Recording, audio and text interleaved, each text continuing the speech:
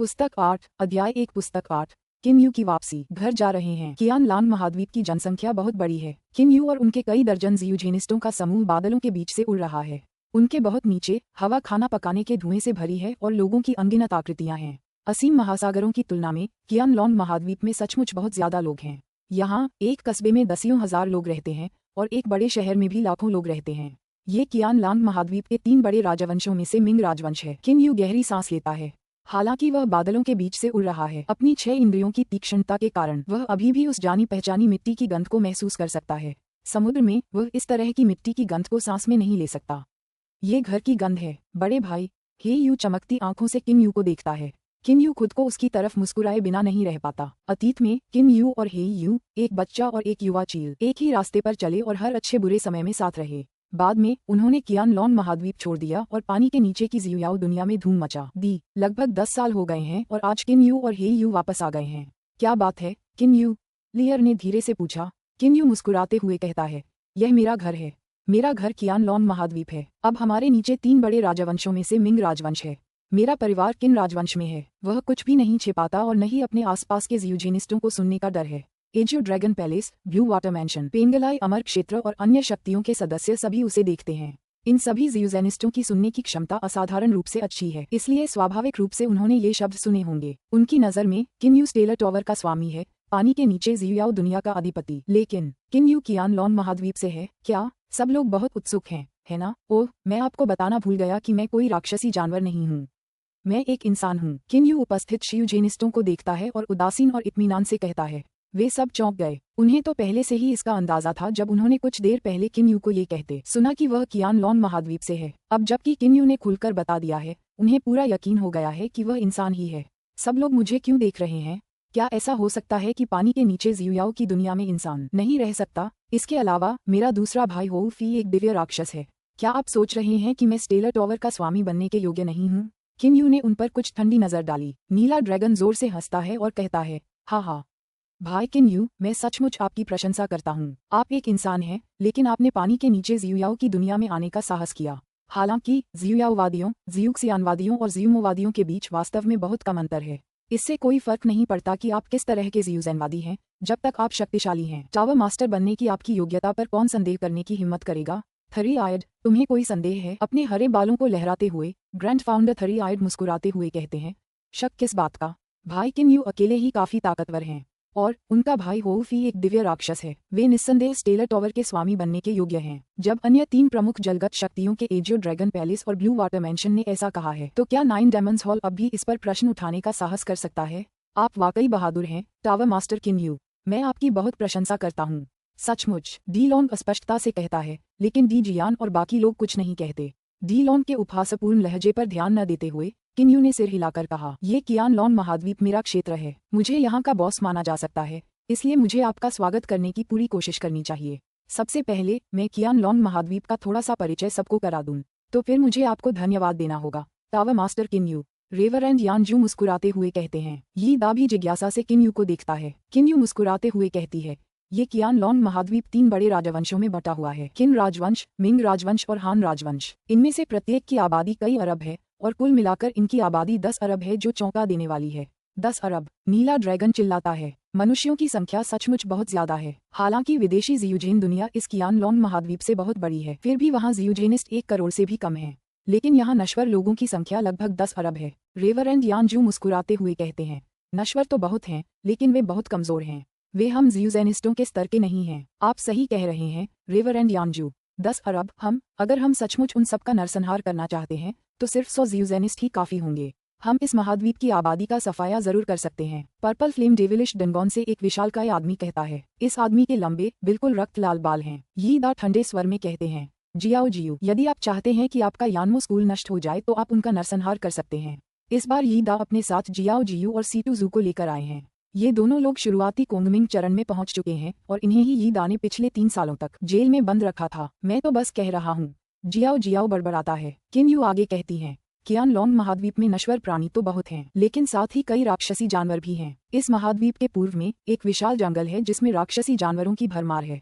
आप इसमें जितना गहराई में जाएंगे उतने ही ज्यादा खतरनाक राक्षसी जानवर आपको दिखाई देंगे।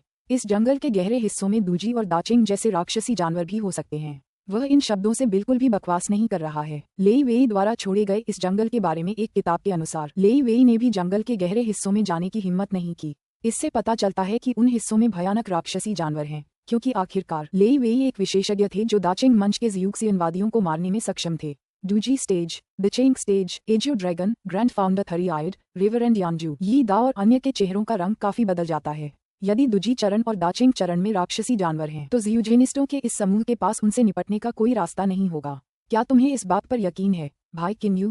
यह कोई मजाक की बात नहीं है, नीला ड्रैगन गंभीरता से किन्यू से कहता है। उसने सुना है कि कियानलॉन्ग महाद्वीप के जंगल में राक्षसी जानवर रहते हैं, लेकिन चूंकि विदेशी ज़्यूज़ेन दुनिया हमेशा कियानलॉन्ग महाद्वीप जैसे नश्वर महाद्वीप को नीची नजर से देखती रही है, इसलिए उसने सोचा कि वे बस कुछ सामान्य राक्षसी जानवर हैं। हालांकि आज किन्यू ने अप्रत्याशित रूप से कहा है कि जंगल में दूजी चरण और दाचिंग चरण राक्षसी जानवर हैं। बिल्कुल, किन्यू गंभीरता से कहता है।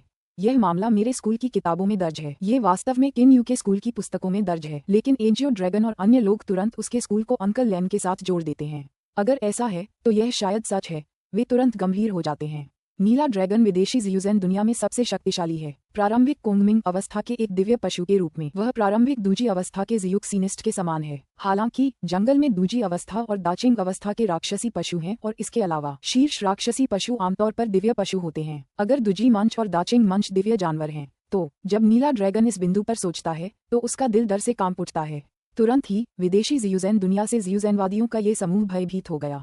हाँ, ज्यादा चिंता मत करो सब लोग। इस जंगल में जैसे जैसे हम अंदर जाएंगे, हमें और भी ज्यादा ताकतवर राक्षसी जानवर दिखाई देंगे। जब तक हम अंदर जाकर उन दुर्जेय राक्षसी जानवरों को भड़काएंगे नहीं, तब तक हम ठीक रहेंगे, है ना? तो फिर इतनी चिंता क्यों? किन्यू सलाह देती है। कायरों का झुंड, यी दा ने ठंडी गुनगुनाहट के साथ कहा। नीला ड्रैगन उसे एक ठंडी नजर से देखता है। यी दा केवल एक मूर्ख ही बिना सोचे समझे बहादुर होता है। हालांकि एजियो ड्रैगन विदेशी ज़्यूज़ेन दुनिया का नंबर 1 विशेषज्ञ है। यी दा अभी भी एक लेट कोंगमिंग स्टेज ज़्यूमोइस्ट है, इसलिए उनके बीच शक्ति का अंतर बहुत ज्यादा नहीं है। इसके अलावा यी दा का आक्रामक अंदाज बहुत अजीब है, इसलिए उसे एजियो ड्रैगन से जरा भी डर नहीं लगता। चलो बहस मत करो सज्जनों, हम यहाँ 9वीं ज़ेड तलवार की तलाश में आए हैं, जंगल के राक्षसी जानवरों से लड़ने तो बिल्कुल नहीं। रेवरेंड यांजू मुस्कुराते हुए कहते हैं। ये शब्द कहने के बाद सभी लोग तुरंत शांत हो गए। हाँ, बिल्कुल सही। चिंता क्यों करें सब लोग, हम यहाँ सिर्फ 9वीं ज़ेड तलवार ढूंढने आए हैं। जंगल की गहराई में छिपे राक्षसी जानवरों की भयानकता का हमसे क्या लेना देना? ग्रैंड फाउंडर थरी आइड के एक तरफ बैठा लू के जोर से हंसता है और कहता है। बहुत तेजी से उड़ते हुए सभी लोग चर्चा करते रहते हैं। किन राजवंश, हम किन राजवंश में आ गए हैं? किन्यू की आंखें चमक उठी। किन्यू, तुमने कहा था कि तुम्हारा घर किन राजवंश में है, क्या तुम घर जाना चाहती हो? ली र मुस्कुराते हुए कहती है। अगर तुम अपने वतन पहुंच गई हो तो तुम्हें पहले घर जाकर देखना चाहिए। शायद तुम्हारा परिवार तुम्हें देखकर बहुत खुश होगा। किन्यू एक के बाद एक शहर और एक के बाद एक कस्बे को देखता है और फिर सिर हिलाते हुए कहता है। मेरे पिता और परिवार को किन राजवंश में होना चाहिए था, लेकिन मुझे ठीक से नहीं पता कि वे अब कहाँ हैं। शायद मुझे सिर्फ इतना पता है कि मेरा दूसरा भाई कहाँ है। किन जेंग किन राजवंश के शासक सम्राट हैं, इसलिए उन्हें शाही महल में ही रहना चाहिए जब तक कि कोई गंभीर घटना न घट जाए। चिंता मत करो भाई किन्यू, चलो पहले 9वीं तलवार ढूंढते हैं। हम जल्द ही, बस कुछ ही दिनों में, इसका नतीजा देखेंगे। उसके बाद तुम्हें अपने परिवार से मिलने में देर नहीं लगेगी। नीला ड्रैगन जोर से हंसा और बोला। अचानक उसने भौहें चढ़ाते हुए कहा। किन्यू, तुम्हें अपने स्कूल में दाखिला लिए और अभ्यास शुरू किए कितना समय हो गया है? क्या तुम्हारे नश्वर माता पिता अभी भी जीवित हैं? किन्यू चौंक गया। आप गलत हैं अधिपति एजियो ड्रैगन, मेरे पिता भी एक ज़्यूज़ेनिस्ट हैं, वह समझाता है। एजियो ड्रैगन तुरंत समझ जाता है। समूह सीधे पूर्व की ओर बढ़ता रहता है। हम पूर्वी क्षेत्र की 3 काउंटियों में हैं, फिर भी पूर्व की ओर जा रहे हैं। क्या हो सकता है कि 9वीं ज़ेड तलवार जंगल में हो? किन्यू ने भौहें चढ़ाते हुए कहा। ये सुनकर बाकी 10 ज़्यूजेनिस्टों के माथे पर बल पड़ गए। सबने 8 तलवारों को देखा और देखा कि वे बिना किसी हिचकिचाहट के सीधे पूर्व की ओर उड़ रही हैं। कुछ देर बाद पूर्वी क्षेत्र के 3 जिले पीछे छूट गए। जैसे ही समूह निर्जन क्षेत्र की सीमा पार करता है, उन्हें पवित्र ऊर्जा घनत्व में तीव्र वृद्धि महसूस होती है। ये जंगल भी एक अच्छी जगह लगती है, एजियो ड्रैगन ने कहा। किन्यू तुरंत जोर से बोला। सब लोग, इस जंगल में राक्षसी जानवरों की शक्ति को तुच्छ नहीं समझा जाना चाहिए। पिछली बार मुझे इसके किनारे पर 2 दिव्य जानवरों का सामना करना पड़ा था, इसलिए आप सभी सावधान रहें। 2 दिव्य जानवर, नीला ड्रैगन भौहें चढ़ाता है। दिव्य जानवर अत्यंत प्रतिभाशाली होते हैं और अभ्यास में बहुत तेजी से प्रगति करते हैं। किनारे के पास 2 दिव्य जानवर हैं, तो इस पूरे जंगल में कितने दिव्य जानवर हैं? दिव्य जानवरों को ढूंढना कब से इतना आसान हो गया है? हो फेई कहती है। काका, क्या तुम डर गए हो? एजियो ड्रैगन, लेकिन इस जंगल में राक्षसी जानवरों का घनत्व विदेशी ज़्यूज़ेन दुनिया की तुलना में वास्तव में बहुत अधिक है, इसलिए बेहतर होगा कि हम सावधान रहें और थोड़ा धीमी गति से उड़ें। हर कोई अपनी गति धीमी करने से खुद को नहीं रोक सकता। आखिरकार ये जंगल है। ओह, किन यू ने उस मैदानी इलाके को देखा है जहां उसे अतीत में एक ड्रैगन रॉकी शेर मिला था। ड्रैगन रॉकी शेर से कुछ ही दूरी पर एक दिव्य जानवर होम लुवान रहता था। हालांकि इस समय उसे उन दिव्य जानवरों का अस्तित्व दिखाई नहीं दे रहा है। वह मैदानी इलाका भी अब पहले की तरह राक्षसी जानवरों से रहित नहीं रहा। अब वह मैदान राक्षसी जानवरों और जंगली जानवरों से भरा हुआ है। ड्रैगन रॉकी शेर कहाँ गया? किन यू को बहुत संदेह हुआ। अभी तो सिर्फ 10 साल ही हुए हैं, लेकिन ड्रैगन रॉकी शेर और होम लुवान दोनों ही अचानक गायब हो गए हैं। अकस्मात ज़ैड तलवारों का क्या हो रहा है? सबने देखा कि उड़ती हुई 8 तलवारें हिलने लगी हैं, मानो किसी चीज से प्रभावित हो रही हों। फिर ऐसा लग रहा था जैसे वे अलग अलग दिशाओं में उड़ना चाहती हों। साथ ही हिलने की आवाज और तेज हो गई है। रेवरेंड यानजू तुरंत चिल्लाए, सब लोग, ये जंगल बहुत रहस्यमय है। मेरी गुप्त विधि अब यहाँ कारगर नहीं है। चलो जल्दी से अपनी तलवारें वापस ले लें। 6 बॉस तुरंत अपनी ज़ैड तलवारें वापस ले लेते हैं। क्या हुआ यानजू? नीला ड्रैगन चिल्लाया। रेवरेंड यानजू भी संदेह से सिर हिलाते हुए कहते हैं, दरअसल मुझे भी यकीन नहीं है कि क्या हुआ। सिद्धांततः इन 8 तलवारों को एक ही दिशा में उड़ना चाहिए था जब तक कि वे 9वीं ज़ैड तलवार के स्थान तक न पहुंच जाएं। लेकिन अभी अभी वे अप्रत्याशित रूप से अलग अलग दिशाओं में उड़ना चाहती थीं। ये बेतुका है। 9वीं ज़ैड तलवार तो एक ही है और वह एक ही स्थान पर होनी चाहिए, तो फिर ये 8 तलवारें अलग अलग दिशाओं में क्यों उड़ना चाहती थीं? ये सुनकर सबको पता चल गया कि क्या गलत हुआ। 9वीं ज़ैड तलवार एक ही दिशा में होनी चाहिए, लेकिन अन्य 8 तलवारें अलग अलग दिशाओं में क्यों उड़ना चाहती थीं? अब इसे खोजने का एकमात्र तरीका है जल्दी से बड़ी संख्या में ज़ियूजेनिस्टों को इस जगह पर इकट्ठा करना और फिर उन्हें अपनी पवित्र इंद्रियों से जमीन के हर टुकड़े की खोज करने के लिए कहना। ग्रैंड फाउंडर थरी आइड ने ठंडे स्वर में कहा। इस समय वह और एजियो ड्रैगन दोनों ही बहुत निराश हैं। चूंकि स्टेलर टावर कियान लॉन्ग महाद्वीप के सबसे नजदीक है, इसलिए अतीत में किन यू को दो गुफाएं दी गई थीं। ये गुफाएं स्टेलर टावर के बगल में और कियान लॉन्ग महाद्वीप के भी बगल में हैं। जंगल विशाल है और अनगिनत विशाल जंगलों, पर्वत श्रृंखलाओं और घाटियों से ढका हुआ है। इसलिए अगर ये 10 ज़ियूजेनिस्ट अकेले ही खोज करें तो कौन जाने उन्हें 9वीं तलवार कब मिलेगी। अब वे केवल अपने अधीनस्थों पर ही निर्भर रह सकते हैं। AJIO dragon, grand founder three eyed, D long, यी दा और रेवरेंट यानजू ने लगभग एक साथ अपने ट्रांसमीटर निकाल लिए और अपने अपने अधीनस्थों को कियान लॉन्ग महाद्वीप की ओर जल्दी जाने का आदेश देना शुरू कर दिया। अब से विदेशी ज़ियूजेन दुनिया से बड़ी ताकतें कियान लॉन्ग महाद्वीप पर इकट्ठा होने जा रही हैं। इसलिए स्वाभाविक रूप से यहाँ तूफान आना तय है। सब लोग, मुझे पहले घर जाना होगा। ये किन राजवंश मेरी मातृभूमि है। अगर आप में से कोई इधर उधर देखना चाहे तो मैं आपकी मदद के लिए किसी का इंतजाम कर सकता हूँ। किन यू ने मुस्कुराते हुए अन्य ज़ियूजेनिस्टों से कहा। विदेशी शियूजेन जगत के ये सभी शीर्षस्थ लोग तुरंत उसे विदा करते हैं और कहते हैं कि जब भी समय मिलेगा वे उससे मिलने और कियान लॉन्ग महाद्वीप के दर्शनीय स्थलों की यात्रा करने आएंगे। इसके बाद किन यू, ली, एर, होफी और हे यू के साथ किन राजवंश की ओर उड़ान भरता है। पिताजी, मैं वापस आ गया हूँ। किन यू अपने चेहरे पर उत्साह को दबा नहीं सका। लियर मुस्कुराते हुए कहता है, देखो अपनी तरफ किन यू, तुम इतनी जोर से मुस्कुरा रहे हो कि तुम किसी जोकर जैसे लग रहे हो। ठीक है, जब तुम अपने पिता से मिलोगे तो हमारा परिचय कैसे कराओगे? फेई फेई और जियाओ हेई स्वाभाविक रूप से मेरे भाई होंगे। और तुम्हारी बात, बड़ी छोटी बहन, ये ठीक नहीं है। बेहतर होगा कि मेरे पिता बहुत बुद्धिमान हैं, इसलिए वे तुम्हें मुझसे मिलवा सकते हैं। मुझे तुम्हारा परिचय कराने की कोई जरूरत नहीं है। मैं थोड़ा शर्मीला हूँ, तुम्हें पता है। किन यू जानबूझकर कहता है। इसके तुरंत बाद वह गति बढ़ाता है। हवा में प्रकाश की किरण की तरह बहुत तेजी से उड़ता है। लियर शर्मीली और गुस्से में आ जाती है। वह तुरंत अपने पैरों को हिलाकर उसके पीछे भागती है। मुझे छोड़ दो, बहुत दर्द हो रहा है। किन यू की दर्दनाक चीखें गूंजती हैं। B8C1 का अंत। पुस्तक 8, अध्याय 2C2 रेशियो 3 भाइयों का पुनर्मिलन। किन यू, ली, एर, होफी और हे यू बिना रुके उड़ते हैं। पहले वे यान शहर से गुजरते हैं, फिर मिस्टी विला से। हालांकि रास्ते में किन यू को अपना कोई करीबी रिश्तेदार नहीं दिखता, इसलिए किन यू अब सीधे शाही महल की ओर बढ़ रहा है। छोटी बहन, ठीक है। लियर के उत्पीड़न के तहत वह अंततः झुक जाता है। ये लगभग सही है। ली र के चेहरे पर मुस्कान आ गई। ठीक है, तुमने अपने मातहतों को क्यों नहीं बुलाया? बाकी 5 शक्तियों ने अपनी सेनाओं को 9वीं तलवार की तलाश में आने का आदेश दे दिया है। किन यू मुस्कुराते हुए कहता है, मुझे इस बात की भी चिंता नहीं है कि मैं समय ले रहा हूँ, क्योंकि मेरा स्टेलर टावर कियान लॉन्ग महाद्वीप के सबसे नजदीक है। छोड़ो भी, बेहतर होगा कि मैं यहाँ 10,000 गार्ड भेज दूं। वह एक ट्रांसमीटर निकालता है और तुरंत स्टेलर टावर के मैनेजर जून जोंग को संदेश भेजता है। तार्किया टावर में जून जोंग को महिला सेवकों द्वारा सेवा दी जा रही है और वह विभिन्न गुफाओं से प्राप्त फलों को आराम से खा रहा है तथा अत्यंत आरामदायक महसूस कर रहा है। अचानक वह भौहें चढ़ाकर एक ट्रांसमीटर निकालता है और अपनी पवित्र इंद्रियों से उस पर वार करता है। जून जोंग, 4 संरक्षकों यान रुई, लियांग टैन, बुयान और जू डोन को कहो कि वे 10 कंपनियां यानी कुल 10,000 रक्षक लेकर जितनी जल्दी हो सके कियान लॉन्ग महाद्वीप की ओर दौड़ पड़े। किन यू द्वारा भेजा गया यह आदेश देखकर जून जोंग लुढ़क कर खड़ा हो जाता है। वह सबसे पहले किन यू को जवाब भेजता है और फिर जल्दी से आदेश देता है। यह एक बुलावा है। सभी अभिभावक और कंपनी के नेता बिना देर किए जल्दी से सन मून हॉल जाएं। इतना जोर से कहने के बाद वह जल्दी से दूसरे कपड़े पहनता है और तेजी से सन मून हॉल की ओर दौड़ता है। सूर्य चंद्र हॉल में 8 संरक्षक और 30 कंपनी नेता एकत्र हुए हैं। गंभीर भाव से झूम झोंक ऊंची आवाज में कहता है, टावर मास्टर ने आदेश दिया है।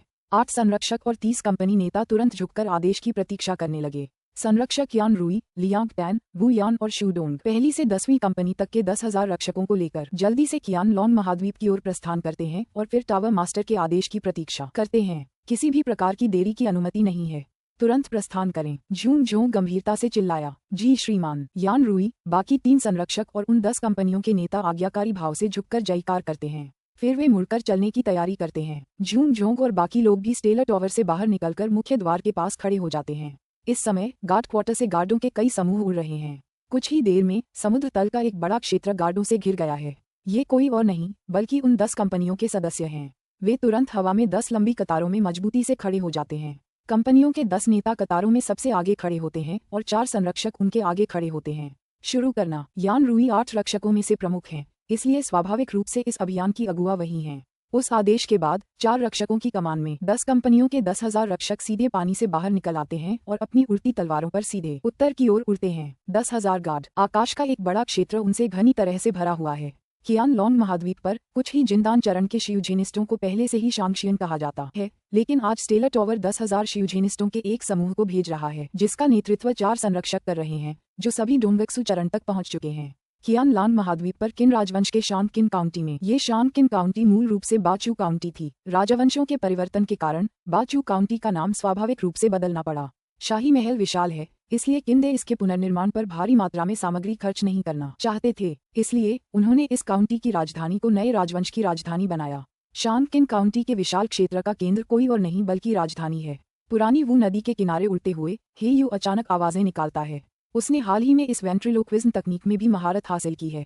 यह कोई बहुत बड़ी गुप्त तकनीक नहीं है, इसलिए हे यू की वंशानुगत स्मृतियों में यह नहीं है और उसे स्टेलर टॉवर की संरक्षक यान रूई से बात करके इसे सीखना पड़ा। बड़े भाई, क्या आपको अभी भी यह जगह याद है? हे यू ने वेंट्रिलोक्विज्म का उपयोग करते हुए पूछा। वे लंबे समय से वू नदी के किनारे उड़ रहे हैं, लेकिन यह वह स्थान है जहाँ किन यू और शियाओ ही ने पहले जियांग यांग से लड़ाई की थी। बिल्कुल, किन यू आह भरते हुए कहती है। एक पूर्णिमा की रात वू नदी पर तुमने और मैंने मिलकर जियांग यांग से युद्ध किया था। इस युद्ध के कारण ही मेरा किन वंश जियांग वंश का पूरी तरह से नाश कर सका और इस देश पर कब्जा करके एक नया राजवंश स्थापित कर सका। हो फेई ने 1-2 बार पलकें झपकाईं और उत्सुकता से पूछा, क्या नया राजवंश स्थापित किया? जियांग यांग से लड़ा? मुझे उनके बारे में बताओ बड़े भाई, वे तो किंवदंतियां जैसे लगते हैं। हे यू ठंडे स्वर में कहता है। वू नदी पर पूर्णिमा की रात में एक आकाशभेदी उल्का और 2 ऊंचे लटके हुए चंद्रमा, हम्फ बंदर। मेरी और बड़े भाई की महान उपलब्धि ऐसी चीज नहीं है जिसकी आप कल्पना कर सकते हैं। हो फेई इतना क्रोधित हो गया कि उसकी आंखें चमक उठीं। तुम किस बात के घमंडी हो? मिश्रित बालों वाले पक्षी, बचपन से बड़े भाई का अनुसरण करने के अलावा तुमने और क्या किया है? अगर मैं तुम्हारी जगह होता तो मैं अपनी छड़ी के एक वार से उस जियांग यांग या किसी और को चूर्ण विक्षत कर देता। हे यू हुन्फ से अपना सिर घुमाता है और हो फेई को देखता तक नहीं। हो फेई खुद को गुस्से से भर लेता है। किन यू मुस्कुराते हुए कहती है, फेई जियाओ हे, बहस मत करो। असल में उस समय भी कुछ खास नहीं हुआ था। बात बस इतनी सी थी कि जियांग यांग ने मेरे किन वंश की सेना को सबसे अहम मौके पर रोक दिया था और यहाँ तक कि किन वंश को खत्म करने की धमकी भी दी थी। इसलिए जियाओ हे और मुझे आगे आकर इस बाधा को दूर करना पड़ा। इस बारे में बात करते हुए किन यू और बाकी लोग तेजी से कई हजार ली की दूरी तय कर लेते हैं। अब वे राजधानी के बाहर पहुंच चुके हैं। इस समय सुबह का समय है, इसलिए राजधानी के द्वार खुले हुए हैं और सभी विक्रेता पहले से ही अपनी दुकानें सजा रहे हैं। किन यू और बाकी 3 लोग शाही महल के ऊपर हवा में खड़े हैं। अपनी पवित्र इंद्रियों के जरिए वह अपने दूसरे भाई और बड़े भाई को देखता है। वह हिचकिचाते हुए कहता है, इस समय सुबह का कोर्ट चल रहा है। बड़ा भाई और दूसरा भाई दोनों दर्शक दीर्घा में हैं, इसलिए हमें थोड़ी देर इंतजार करना चाहिए। हम क्यों करें? चलो पहले एक गुप्त मंत्र का प्रयोग करते हैं और दर्शक दीर्घा में टहलते हैं। मुझे नहीं लगता कि वे नश्वर हमें देख पाएंगे। हो फी ने बेपरवाही से कहा। ये गुप्त मंत्र आंखों को धोखा दे सकता है, लेकिन एक शिवजेनिस्ट की पवित्र भावना के सामने बेअसर है। ली एर भी थोड़े उत्साह से कहता है, सुबह का कोर्ट? अच्छा किन यू, मैंने तो कभी नहीं देखा। चलो चलें। किन यू के पास सहमत होने के अलावा कोई चारा नहीं था। ठीक है, लेकिन पहले मैं तुम्हें एक बात बता दूं, वे अधिकारी और सेनापति सभी नश्वर हैं, इसलिए तुम सबको उनके साथ छल नहीं करना चाहिए। और जब तुम दर्शक दीर्घा में पहुंचो तो थोड़ा अच्छा व्यवहार करना। काका चिंता मत करो। हो फेई सबसे पहले तेजी से नीचे गोता लगाता है। उसका शरीर दिन के उजाले में पलक झपकते ही गायब हो जाता है। हालांकि अपनी पवित्र इंद्रियों का इस्तेमाल करके एक ज़ियोजेनिस्ट आसानी से पहचान सकता है कि वह बहुत तेजी से नीचे गोता लगा रहा है। बाद में किन यू, लियर और हे यू भी नीचे गोता लगाते हैं। दर्शक दीर्घा में किन जेंग सिंहासन पर ऊंचे स्थान पर विराजमान हैं। उनमें एक स्वाभाविक राजसी शान है। प्रशासनिक अधिकारी और सेनापति हॉल में 2 पंक्तियों में खड़े हैं। किन यू का बड़ा भाई किन फेंग एक पंक्ति में सबसे ऊपर है। वह एक मार्शल और एक राजकुमार भी है, इसलिए स्वाभाविक रूप से वह सबसे ऊपर है। महामहिम झेनयान काउंटी ने सूचित किया है कि लगातार भारी बारिश के कारण वू नदी के किनारे बने तटबंध हाल ही में टूट गए हैं। झूलिंग शहर, लैंड शहर और झेनयान काउंटी के कई अन्य शहरों में भयंकर बाढ़ आई है, जिससे 10 लाख से ज्यादा लोग बेसहारा और बेघर हो गए हैं। इस अधिकारी की रिपोर्ट सुनने के बाद किन जेंग की भौहें गहरी हो गईं। क्या तुम्हें हालात की पूरी जानकारी है? किन जेंग ने ठंडे स्वर में कहा। इस समय वह बहुत दुखी है। अधिकारी तुरंत कहता है, यह आपदा से प्रभावित शहरों और क्षेत्रों की विस्तृत जानकारी है। वह अपनी लंबी आस्तीन से एक लिफाफा निकालता है, एक हिजड़ा उसे लेता है और सीधे किन जेंग को थमा देता है। दर्शक दीर्घा के एक कोने में खड़े अपने दूसरे भाई को राष्ट्रीय मामलों को संभालते हुए देखकर किन यू अपनी हल्की सी मुस्कान से खुद को रोक नहीं पाता। हालांकि नश्वर लोगों और शियूजेनिस्टों के मामलों में काफी फर्क होता है। किन यू ने लगभग 10 साल पहले ही घर छोड़ा था, इसलिए उसका दिल अभी भी नश्वर लोगों जैसा ही है। अब जो महत्वपूर्ण कार्य करने हैं वे हैं, पहला, आपदा पीड़ितों के लिए आवास उपलब्ध कराना और दूसरा, बाढ़ को नियंत्रित करना तथा पानी की निकासी करके और तटबंधों में अंतराल को भरकर आगे की आपदाओं को रोकना। किन जेंग बहुत जल्दी आदेश देता है। वह एक शाही दूत भेजता है और झेनयान काउंटी के 2 लाख नियमित सैनिकों और 3 लाख मजबूत रिजर्व बलों को बाढ़ को नियंत्रित करने और आगे की आपदाओं को रोकने के लिए मिलकर काम करने का आदेश देता है। आपदा पीड़ितों को राहत देने के लिए भोजन और कपड़ों के आदेश भी बहुत जल्दी दिए जाते हैं। अदालत खत्म। एक हिजड़े की ऊंची आवाज सुनाई देती है। इसके बाद अधिकारी क्रम से दर्शक दीर्घा से बाहर चले जाते हैं। बड़ा भाई, दूसरा भाई। किन यू पवित्र इंद्रिय संचार के माध्यम से सीधे किन फेंग और किन जेंग से कहती है।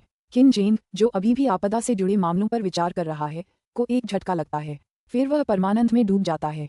किन फेंग, जो पहले ही हॉल से बाहर जा चुका था, मुड़कर वापस लौटता है। जैसे ही किन यू अपना गुप्त जादू हटाता है और हॉल में प्रकट होता है, उसके शरीर पर एक रोशनी चमकती है। जियो यू। किन यू को अचानक हॉल में आते देख किन जेंग और किन फेंग दोनों अविश्वास से उसकी ओर देखते हैं। कियान लॉन महाद्वीप छोड़ने के समय की तुलना में किन यू लगभग वैसा ही दिखता है, बस अब वह और भी परिपक्व हो गया है। उसकी आंखें और भी गहरी हो गई हैं और उसके शरीर से एक दमदार भाव झलकता है, जो किसी ऊंचे पद पर बैठे व्यक्ति में स्वाभाविक रूप से होता है। प्रधान नपुंसक, हत्यारा, चिल्लाने ही वाला होता है, लेकिन जब वह सम्राट और राजकुमार के हाव भाव और लहजे को देखता है तो वह तुरंत ही इस शब्द को अपने पेट में वापस निगल लेता है। बड़े भाई, दूसरे भाई। किन यू अपने चेहरे पर खुशी को दबा नहीं सका। किन जेंग तुरंत हॉल से नीचे भागता है। फिर तीनों भाई अचानक एक दूसरे को गले लगा लेते हैं। हाँ, शियाओ यू, मैंने कभी नहीं सोचा था कि तुम पूरे 10 साल तक चले जाओगे। पिछले 10 सालों से हम बहुत परेशान हैं क्योंकि तुम्हारे बारे में कोई खबर नहीं मिली। हाँ, किन जेंग जोर से हंसता है। जाहिर है वह इस समय बहुत उत्साहित है। किन फेंग भी किन यू को कसकर गले लगाता है। किसने सोचा होगा? 10 साल हो गए। ओह, 10 साल, क्या मैं अभी अभी लौटा हूँ? किन यू भी खुशी से जोर से हंसता है। इस समय ली, एर, हे यू और हो फी भी अपने गुप्त मंत्र हटाकर किन फेंग और किन जेंग के सामने प्रकट होते हैं, जिससे वे चौंक जाते हैं। वे जियाओ हेई को तो जानते हैं, लेकिन हो फी और ली, एर को नहीं जानते। जियो यू, वे हैं? किन जेंग ने संदेह से पूछा। किन यू मुस्कुराते हुए परिचय देती है। आप जियाओ हेई को पहले से ही जानते होंगे। ये है काका, मैं हो फे हूँ। किन यू मेरा बड़ा भाई है। तुम दोनों बदमाश मेरे बड़े भाई के दूसरे और बड़े भाई हो, लेकिन तुम सच में बहुत कमजोर हो। छोड़ो भी, मैं तुम्हें अपना भाई तो मान ही सकता हूँ, हो फे ने घमंड से सिर हिलाते हुए कहा। किन फेंग मुस्कुराते हुए कहते हैं, जियो यू, तुम्हारा ये भाई वास्तव में सीधा है। एक मार्शल के तौर पर सेना में उसकी मुलाकात कई सीधे सादे लोगों से हुई है। वे लोग सिर्फ ताकत की कद्र करते हैं, चाहे आपका पद कितना भी ऊंचा क्यों ना हो। वे आप पर तभी भरोसा करेंगे जब आप उनसे ज्यादा ताकतवर होंगे। क्या ये मेरी भाभी है? किन जेंग ली, एर की ओर देखता है और कहता है। किन यू जानबूझकर चुप रहता है। जब ली, एर गुस्सा होने लगती है, तभी वह मुस्कुराते हुए कहता है, दूसरे भाई, यह मेरी छोटी बहन ली, एर है। यह मेरी छोटी बहन है, अभी तुम्हारी भाभी नहीं, अभी तक हमारी भाभी नहीं। मुझे पहले से ही पता है तुम्हारा क्या मतलब है, जियाओ यू। किन फेंग ने प्रबुद्ध भाव से कहा। अभी तो नहीं है, लेकिन भविष्य में होगी, है ना? क्या मैं गलत हूँ? मिस लियर, लियर किन यू को घूर रहा है। तुम्हें इसकी कीमत चुकानी होगी, किन यू। वो क्रूर शब्द उसके मन में उठते हैं, लेकिन वो संतुष्ट होकर मुस्कुराता है। वो जानता है कि ली शर्मीली है और वो सिर्फ उन्हीं लोगों के सामने थोड़ी जिंदादिल होगी जिनसे वो परिचित है, और अजनबियों के सामने वो हिंसक नहीं होगी। बड़े भाई, दूसरे भाई, मेरी छोटी बहन का मजाक मत उड़ाओ। ठीक है, पापा कहाँ हैं और अंकल फेंग कहाँ हैं? किन यू मुस्कुराते हुए बोली। किन जेंग बिना देर किए कहता है, पिताजी और अंकल फेंग बंद कमरे में प्रशिक्षण ले रहे हैं। इस समय यहाँ आना आपकी बदकिस्मती है। लेकिन उन्हें आधे साल के अंदर बाहर आ जाना चाहिए। पिछली बार पिताजी ने 1 साल तक बंद कमरे में प्रशिक्षण लिया था और इस बार वे लगभग आधे साल से प्रशिक्षण ले रहे हैं। किन यू थोड़ा उदास है क्योंकि वह अपने पिता को तुरंत नहीं देख सकता। कोई बात नहीं, अब मुझे विदेशी जियूजेन दुनिया में अपना इलाका मिल ही गया है, इसलिए मुझे जाने की कोई जल्दी नहीं है। अगर मैं यहाँ 100 या 200 साल भी रहूं तो भी कोई दिक्कत नहीं होगी, वह मुस्कुराते हुए कहता है। अपनी वर्तमान अधिकतम गति के साथ वह कुछ ही दिनों में कियानलोंग महाद्वीप से स्टेलर टॉवर तक पहुंच सकता है और 6 में 9 स्वर्गीय क्लेशों से गुजरने के बाद शायद वह स्टेलर टॉवर और कियानलोंग महाद्वीप के बीच की दूरी भी एक दिन में तय कर पाएगा। हाँ, ये तो अच्छा है, अब हम भाइयों को अलग नहीं रहना पड़ेगा, किन जेंग जोर से हंसते हुए कहता है। फिर उसे अचानक एक बात याद आती है और वह कहता है, जियाओ यू, क्या तुम्हें पता है कि बड़ा भाई जल्द ही 4 में 9 स्वर्गीय क्लेश का सामना करने वाला है। ओह, किन यू खुश होता है। वह तुरंत पवित्र भावना से देखता है कि किन फैंग पहले से ही जियांटियन स्तर के शिखर पर है और वास्तव में जल्द ही उसे लघु क्लेश से गुजरना होगा। 9 में से 4 स्वर्गीय विपत्ति, एक मध्यम श्रेणी के पवित्र अस्त्र का उपयोग करके बड़ा भाई निश्चित रूप से इसे आसानी से पार कर सकता है। हाँ, दूसरे भाई, तुम्हें भी कड़ी मेहनत करनी होगी ताकि हम भाइयों को कभी अलग न होना पड़े। लेकिन तुम अभी तक जियांटियन स्तर तक क्यों नहीं पहुंचे। अपनी पवित्र भावना के उस विस्तार से किन यू ने स्वाभाविक रूप से किन जेंग के शक्ति स्तर का पता लगा लिया है। किन जेंग हताश होकर कहता है, मैं अभ्यास करने में अच्छा नहीं हूँ, मैं कुछ नहीं कर सकता क्योंकि मुझमें कोई प्रतिभा नहीं है। क्या उपहार नहीं दिया गया। किन यू अब किसी भी कीमत पर विदेशी जियूजेन दुनिया के 6 बड़े नेताओं में से एक है, इसलिए यदि वह अपने रिश्तेदारों को जियांटियन स्तर तक पहुंचने में मदद नहीं कर सका तो वह बहुत बेकार होगा। चिंता मत करो, मैं तुम्हारे लिए कुछ गोलियां बनाऊंगा जिससे तुम सीधे जियांटियन स्तर तक पहुंच सकोगे। किन यू ने खजाना भंडारण महल प्राप्त कर लिया है और उसमें बहुत सारी सामग्रियां हैं। अगर तुम इंतजार नहीं करना चाहते तो मैं रेवरेंड यानजू और बाकी लोगों से कुछ आधार निर्माण गोलियां मांगूंगा। वह बिल्कुल बेपरवाही से कहता है। जियूजेन दुनिया में स्कूलों के महत्वपूर्ण शिष्य आमतौर पर शुरुआत में बेस बिल्डिंग पिल्स लेते हैं ताकि जल्दी से अपनी नींव जमा सकें और जियांटियन स्तर तक पहुंच सकें। नश्वर आंतरिक साधकों के लिए जियांटियन स्तर तक पहुंचना बहुत कठिन है, लेकिन जियूजेनिस्टों के लिए ये केवल शुरुआती चरण है। किन यू की वर्तमान स्थिति को देखते हुए वह अपनी इच्छानुसार आधार निर्माण गोलियां प्राप्त कर सकता है। B8C2 का अंत। पुस्तक 8 अध्याय 3 वृद्धि। आधार निर्माण गोलियां। किन जेंग ने इस तरह की गोली के बारे में कभी नहीं सुना था। किन यू मुस्कुराते हुए कहता है, दूसरे भाई, जियूजेनिस्ट अपनी नींव मजबूत करने के लिए इन आधार निर्माण गोलियों का उपयोग करते हैं। अगर आम लोग इन गोलियों को लेते हैं और पूरी तरह से आत्मसात कर लेते हैं तो वे अपनी नींव को अच्छी तरह से मजबूत कर सकते हैं और जियांटियन स्तर तक पहुंच सकते हैं। आपको मूल रूप से आंतरिक अभ्यास जैसा जटिल कुछ करने की जरूरत नहीं है। मैंने कभी नहीं सोचा था कि इतनी पवित्र गोलियां होती हैं। इन गोलियों की इतनी बड़ी संख्या के साथ क्या बड़ी संख्या में जियांटियन विशेषज्ञ प्राप्त करना संभव नहीं होगा। किन जेंग एक देश का सम्राट है, इसलिए वह अभी भी राष्ट्रीय लाभ के बारे में सोचता है। कियानलोंग महाद्वीप पर एक जियांटियन विशेषज्ञ को पहले से ही असाधारण माना जाता है। यदि वह जियांटियन विशेषज्ञों का एक बड़ा समूह प्राप्त कर सके तो उसके देश की सैन्य शक्ति वास्तव में एक स्तर तक बेहतर हो जाएगी। किन यू मुस्कुराते हुए सिर हिलाते हुए कहता है, तुम गलत हो दूसरे भाई। जियांटियन विशेषज्ञों का कोई मतलब नहीं होता। जिंदान बनाए बिना उन्हें जियूजेनिस्ट नहीं माना जाता। एक बेस बिल्डिंग पिल जियांटियन विशेषज्ञ से कहीं ज्यादा कीमती होती है। हालांकि यह एक अपेक्षाकृत साधारण गोली है, इसे बनाने के लिए 7 औषधीय सामग्रियों की जरूरत होती है और इसे बनाने की विधि भी एक रहस्य है। छोटे जियूजेन स्कूलों में आमतौर पर इस तरह की गोली नहीं मिलती। किन जेंग बेहद चतुर है, इसलिए वह तुरंत समझ जाता है। हाँ, शियाओ यू, मैं तो बस एक नश्वर प्राणी हूँ, इसलिए मैं तुम्हारे नजरिए से अलग नजरिए से सोचता हूँ। तुमने जो कहा उसके अनुसार बेस बिल्डिंग पिल्स कीमती हैं, लेकिन तुम उन्हें अभी भी पा सकते हो। लगता है तुम विदेशी जियूजेन दुनिया में काफी अच्छा कर रहे हो। किन यू उसका अपना भाई है, इसलिए किन जेंग थोड़ा अधिक सहजता और स्वतंत्रता से बात कर रहा है। कुछ खास नहीं। किन यू शायद ही कभी इतने अच्छे मूड में रहा हो जितना कि वह अभी है। किन फैंग हंसते हुए कहता है, दूसरे भाई शियाओ यू, हाँ, हमें इस दर्शक दीर्घा में बातें नहीं करनी चाहिए। चलो पहले कोई बैठने की जगह ढूंढते हैं, फिर बात करते हैं।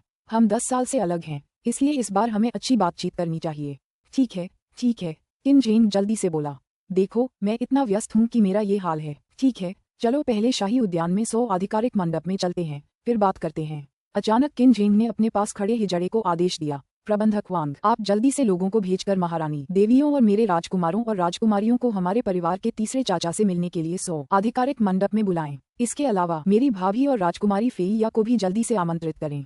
जी हाँ महाराज। मुख्य खोजे ने तुरंत आदेश देने के लिए जाना। किन जेंग दूसरों से औपचारिकता से बात करता है, लेकिन अपने भाइयों से अनौपचारिक रूप से बात करता है, क्योंकि एक तो उनके बीच गहरा भाईचारा है और दूसरा वह जानता है कि किन यू एक जियूजेनिस्ट है। हालांकि वह एक सम्राट है, वह केवल एक नश्वर सम्राट है। और किन फैंग भी एक ऐसा व्यक्ति है जो 4 में 9 स्वर्गीय क्लेश से गुजरने वाला है। हो फी एक तरफ ली, एर और हे यू से बातें कर रही है। किन जेन की बात सुनकर वह अचानक पेट पकड़कर हंस पड़ता है। काका, सुना तुम्हारे दूसरे भाई ने क्या कहा? बड़े भाई, उसके पास एक महारानी, कई औरतें और कई राजकुमार और राजकुमारियां हैं।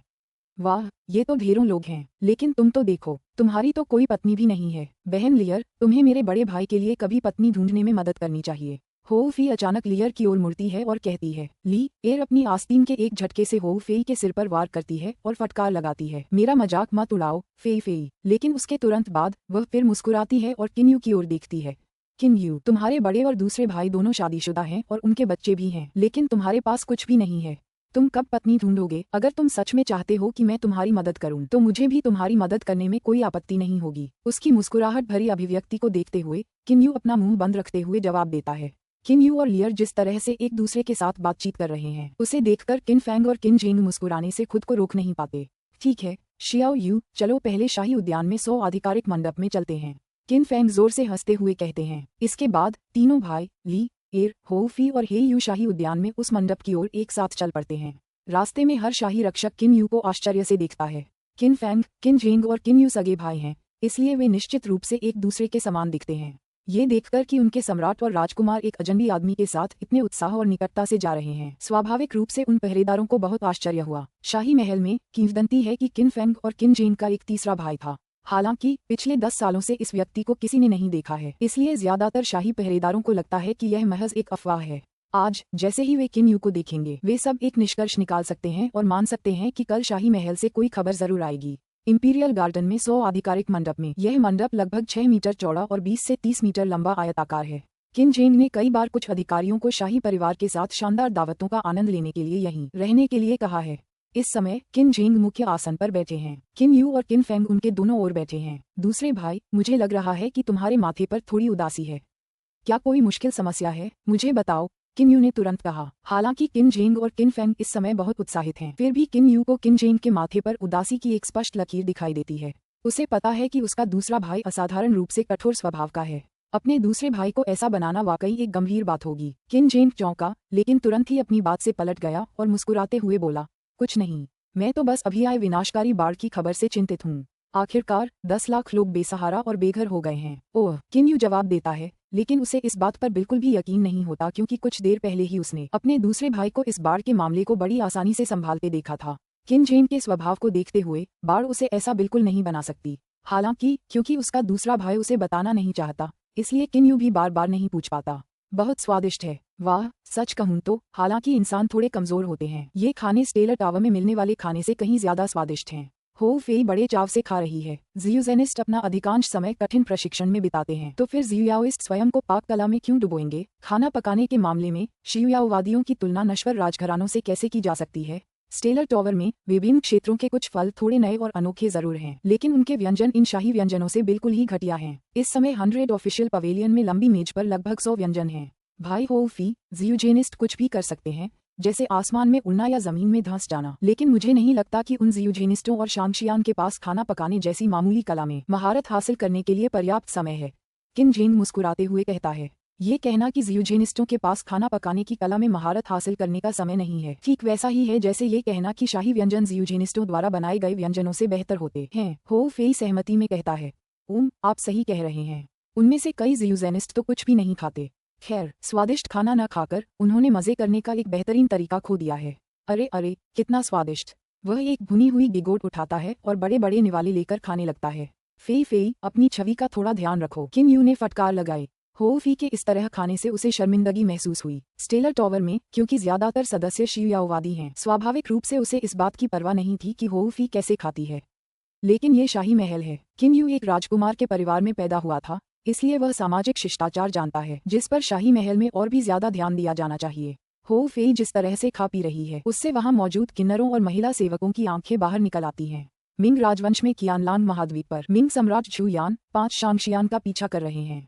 अग्रणी शांगशियान एक सुंदर युवक है जो हरे हरे रंग का वस्त्र पहने हुए है और बहुत आकर्षक लग रहा है। तुम हमेशा विदेशी जियूजेन दुनिया के वीआईपी से मिलना चाहते हो, है ना, झुयान? आगे चल रहा जेड ग्रीन रोब वाला युवक पीछे मुड़कर मुस्कुराता हुआ कहता है। झुयान के दिमाग में एक विचार कौन था। उसने तुरंत मुस्कुराते हुए कहा, शांगशियान डोंगफोन, क्या तुम इस बार मुझे विदेशी जियूजेन जगत के किसी विशिष्ट व्यक्ति से मिलवाना चाहोगी? तुम्हारा चाओयांग स्कूल पहले से ही एक उत्कृष्ट बड़ा स्कूल है। क्या हो सकता है कि कोई और भी महत्वपूर्ण व्यक्ति यहाँ आए? यह जैद हरे वस्त्रधारी युवक कोई और नहीं बल्कि चाओयांग स्कूल का कनिष्ठ गुरु डोंगफांग यू है। वह युवानयन की प्रारंभिक अवस्था तक पहुंच चुका है, इसलिए स्वाभाविक रूप से उसे इस नश्वर संसार का एक महाविशेषज्ञ माना जा सकता है। चाओयांग संप्रदाय कियानलोंग महाद्वीप के दक्षिण में 10 लाख ली के दायरे में सबसे बड़ा शियुक्सियन संप्रदाय है। ये फेंग्यूजी के शुद्ध तलवार संप्रदाय से कहीं बड़ा है, जिसके 2000 से 3000 शिष्य हैं। ज्ञातव्य है कि आमतौर पर केवल शियुक्सियन संप्रदाय के केंद्र पेंगलाई अमर क्षेत्र के द्वीपों में ही कई हजार शिष्यों वाले संप्रदाय होते हैं। सीमावर्ती क्षेत्र में इतने सारे शिष्यों के साथ चाओयांग संप्रदाय को वास्तव में एक उत्कृष्ट संप्रदाय माना जा सकता है। इस बार डोंगफांग यू अपने 2 शिष्यों को ऊब से मुक्ति पाने के लिए कियानलोंग महाद्वीप की यात्रा पर ले गया है। मिंग राजवंश के ये दोनों शांगशियान कोई और नहीं बल्कि चाओयांग संप्रदाय के शिष्य हैं, इसलिए स्वाभाविक रूप से उन्होंने उसका सम्मानपूर्वक स्वागत किया है और तब से डोंगफांग यू मिंग राजवंश के शाही महल में ही रह रहा है। मेरा चाओयांग स्कूल निस्संदेह इस जगह से 10 लाख ली के दायरे में नंबर 1 स्कूल है, लेकिन यहाँ बहुत सारे जियुक्सियन स्कूल हैं। जियुक्सिनिस्टों का केंद्र पेंगलाई अमर क्षेत्र है, जो करोड़ों ली दूर है। वहाँ 10 लाख से ज्यादा जियुक्सिनिस्ट हैं। हालांकि डोंगफांग यू स्वाभाविक रूप से घमंडी है, लेकिन पेंगलाई अमर क्षेत्र का जिक्र करते समय वह बहुत सम्मान से पेश आता है। एक राजवंश के सम्राट के रूप में जू यान निश्चित रूप से जियुज़ेन दुनिया के बारे में बहुत कुछ जानता है, लेकिन वह अभी भी इस तथ्य से डरा हुआ है कि पेंगलाई अमर क्षेत्र में 10 लाख से अधिक जियुक्सिनिस्ट हैं और यह सैकड़ों मिलियन ली दूर है। 10 लाख से भी ज्यादा, क्या शानदार संख्या है, जू यान ने आश्चर्य से कहा। डोंगफांग यू ठंडी हंसी के साथ कहता है, तुम बहुत भाग्यशाली हो कि तुम्हें ये रहस्य पता चला।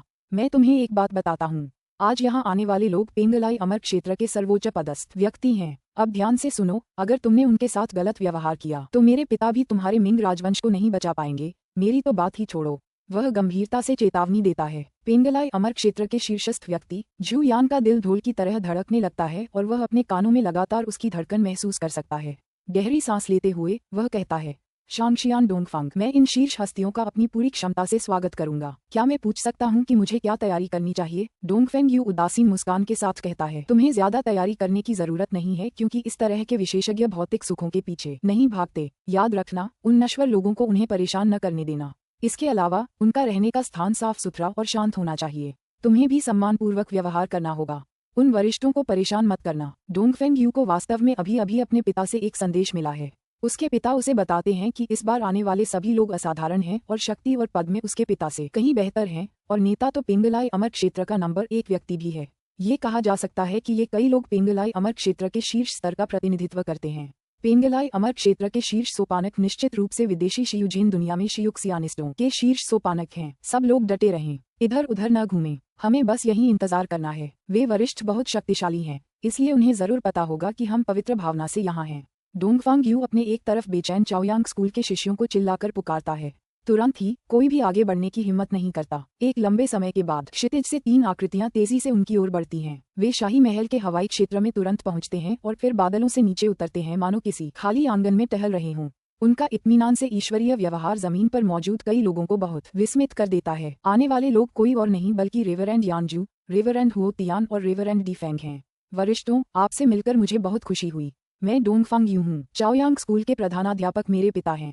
डोंगफांग यू ने बहुत सम्मानपूर्वक कहा। उसके पीछे जो लोग हैं वे बात करने लायक भी नहीं हैं। रेवरेंड यानजू उदासीन स्वर में जवाब देते हैं, जबकि रेवरेंड हुओ तियान और रेवरेंड डीफेंग उन पर कोई ध्यान नहीं देते। चाओयांग स्कूल कियानलोंग महाद्वीप के 10 लाख ली के दायरे में नंबर 1 स्कूल है, लेकिन पेंगलाई अमर क्षेत्र की नजर में इसका कोई महत्व नहीं है। इस स्कूल के शीर्ष विशेषज्ञ अभी शुरुआती डोंगक्सु स्तर तक ही पहुंचे हैं, जबकि ये तीनों विद्वान कोंगमिंग स्तर पर हैं। रेवरेंड हुओ टीम की आंखें अचानक चमक उठीं। वह पलक झपकते ही जू यान के पास पहुंच गए और जू यान को दिलचस्पी से देखते हुए बोले, बेटे, तुम्हारे अंदर कोई तात्विक ऊर्जा नहीं है, क्या तुम मिंग राजवंश के सम्राट हो सकते हो? जू यान ने तुरंत सम्मानपूर्वक कहा, मैं बिल्कुल मिंग राजवंश का सम्राट जू यान हूँ।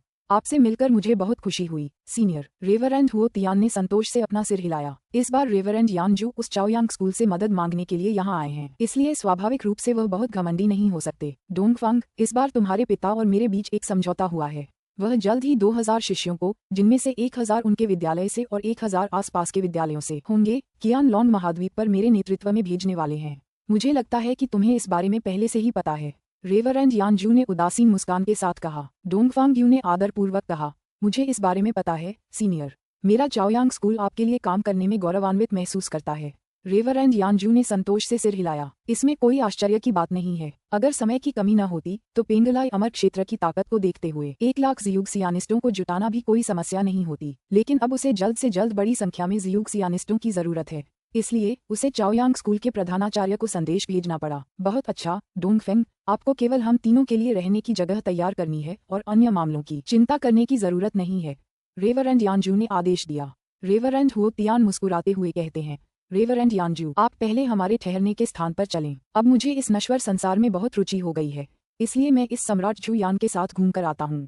फिर वे हंसते हुए झू यान से कहते हैं, चलो झू यान, कृपया मेरे पीछे आइए। वरिष्ठ झू यान तुरंत रेवरेंड हुओ तियान को नश्वर दुनिया की विभिन्न दिलचस्प चीजों का आनंद लेने के लिए ले जाता है। किन राजवंश के शाही उद्यान में 100 आधिकारिक मंडप में आपसे मिलकर खुशी हुई, तीसरे अंकल। आपसे मिलकर अच्छा लगा, तीसरे जीजाजी। किन राजवंश की महारानी 10 शाही उपपत्नियों और लगभग 10 राजकुमारों और राजकुमारियों के साथ किन यू का अभिवादन कर रही हैं। स्वाभाविक रूप से यह महारानी और ये शाही उपपत्नियां सभी युवा और बेहद खूबसूरत हैं। इन राजकुमारों और राजकुमारियों में सबसे बड़ा केवल 8-9 साल का है और सबसे छोटे राजकुमारों का तो अभी दूध भी नहीं छूटा है। टिप्पणी, चाओयांग स्कूल इक्वल्स सूर्यमुखी स्कूल, डोंगफेंग इक्वल्स पूर्व, BHC 3 का अंत। पुस्तक 8, अध्याय 4, धोखा देना। ये 10-10 राजकुमार और राजकुमारियां अपनी काली आंखें चौड़ी करके उस तीसरे चाचा को देखते हैं जिनसे वे पहले कभी नहीं मिले थे। हालांकि महारानी और रखेलों ने इस तीसरे देवर की कहानी बहुत पहले सुन ली थी। अतीत में वू नदी पर हुए उस युद्ध की चर्चा पूरे कियानलोंग महाद्वीप में जरूर फैल गई होगी। वू नदी पर लड़ाई के एक पक्ष में कोई और नहीं बल्कि उनका तीसरा देवर था, इसलिए स्वाभाविक रूप से उस समय महारानी और रखेलें सभी इस देवर को ध्यान से देख रही थीं कि वह वास्तव में कितना असाधारण है। हाँ, शियाओ यू, महारानी, औरतें और बच्चे सब तुम्हें देख रहे हैं। क्या हो सकता है कि तुमने कोई उपहार तैयार नहीं किया हो?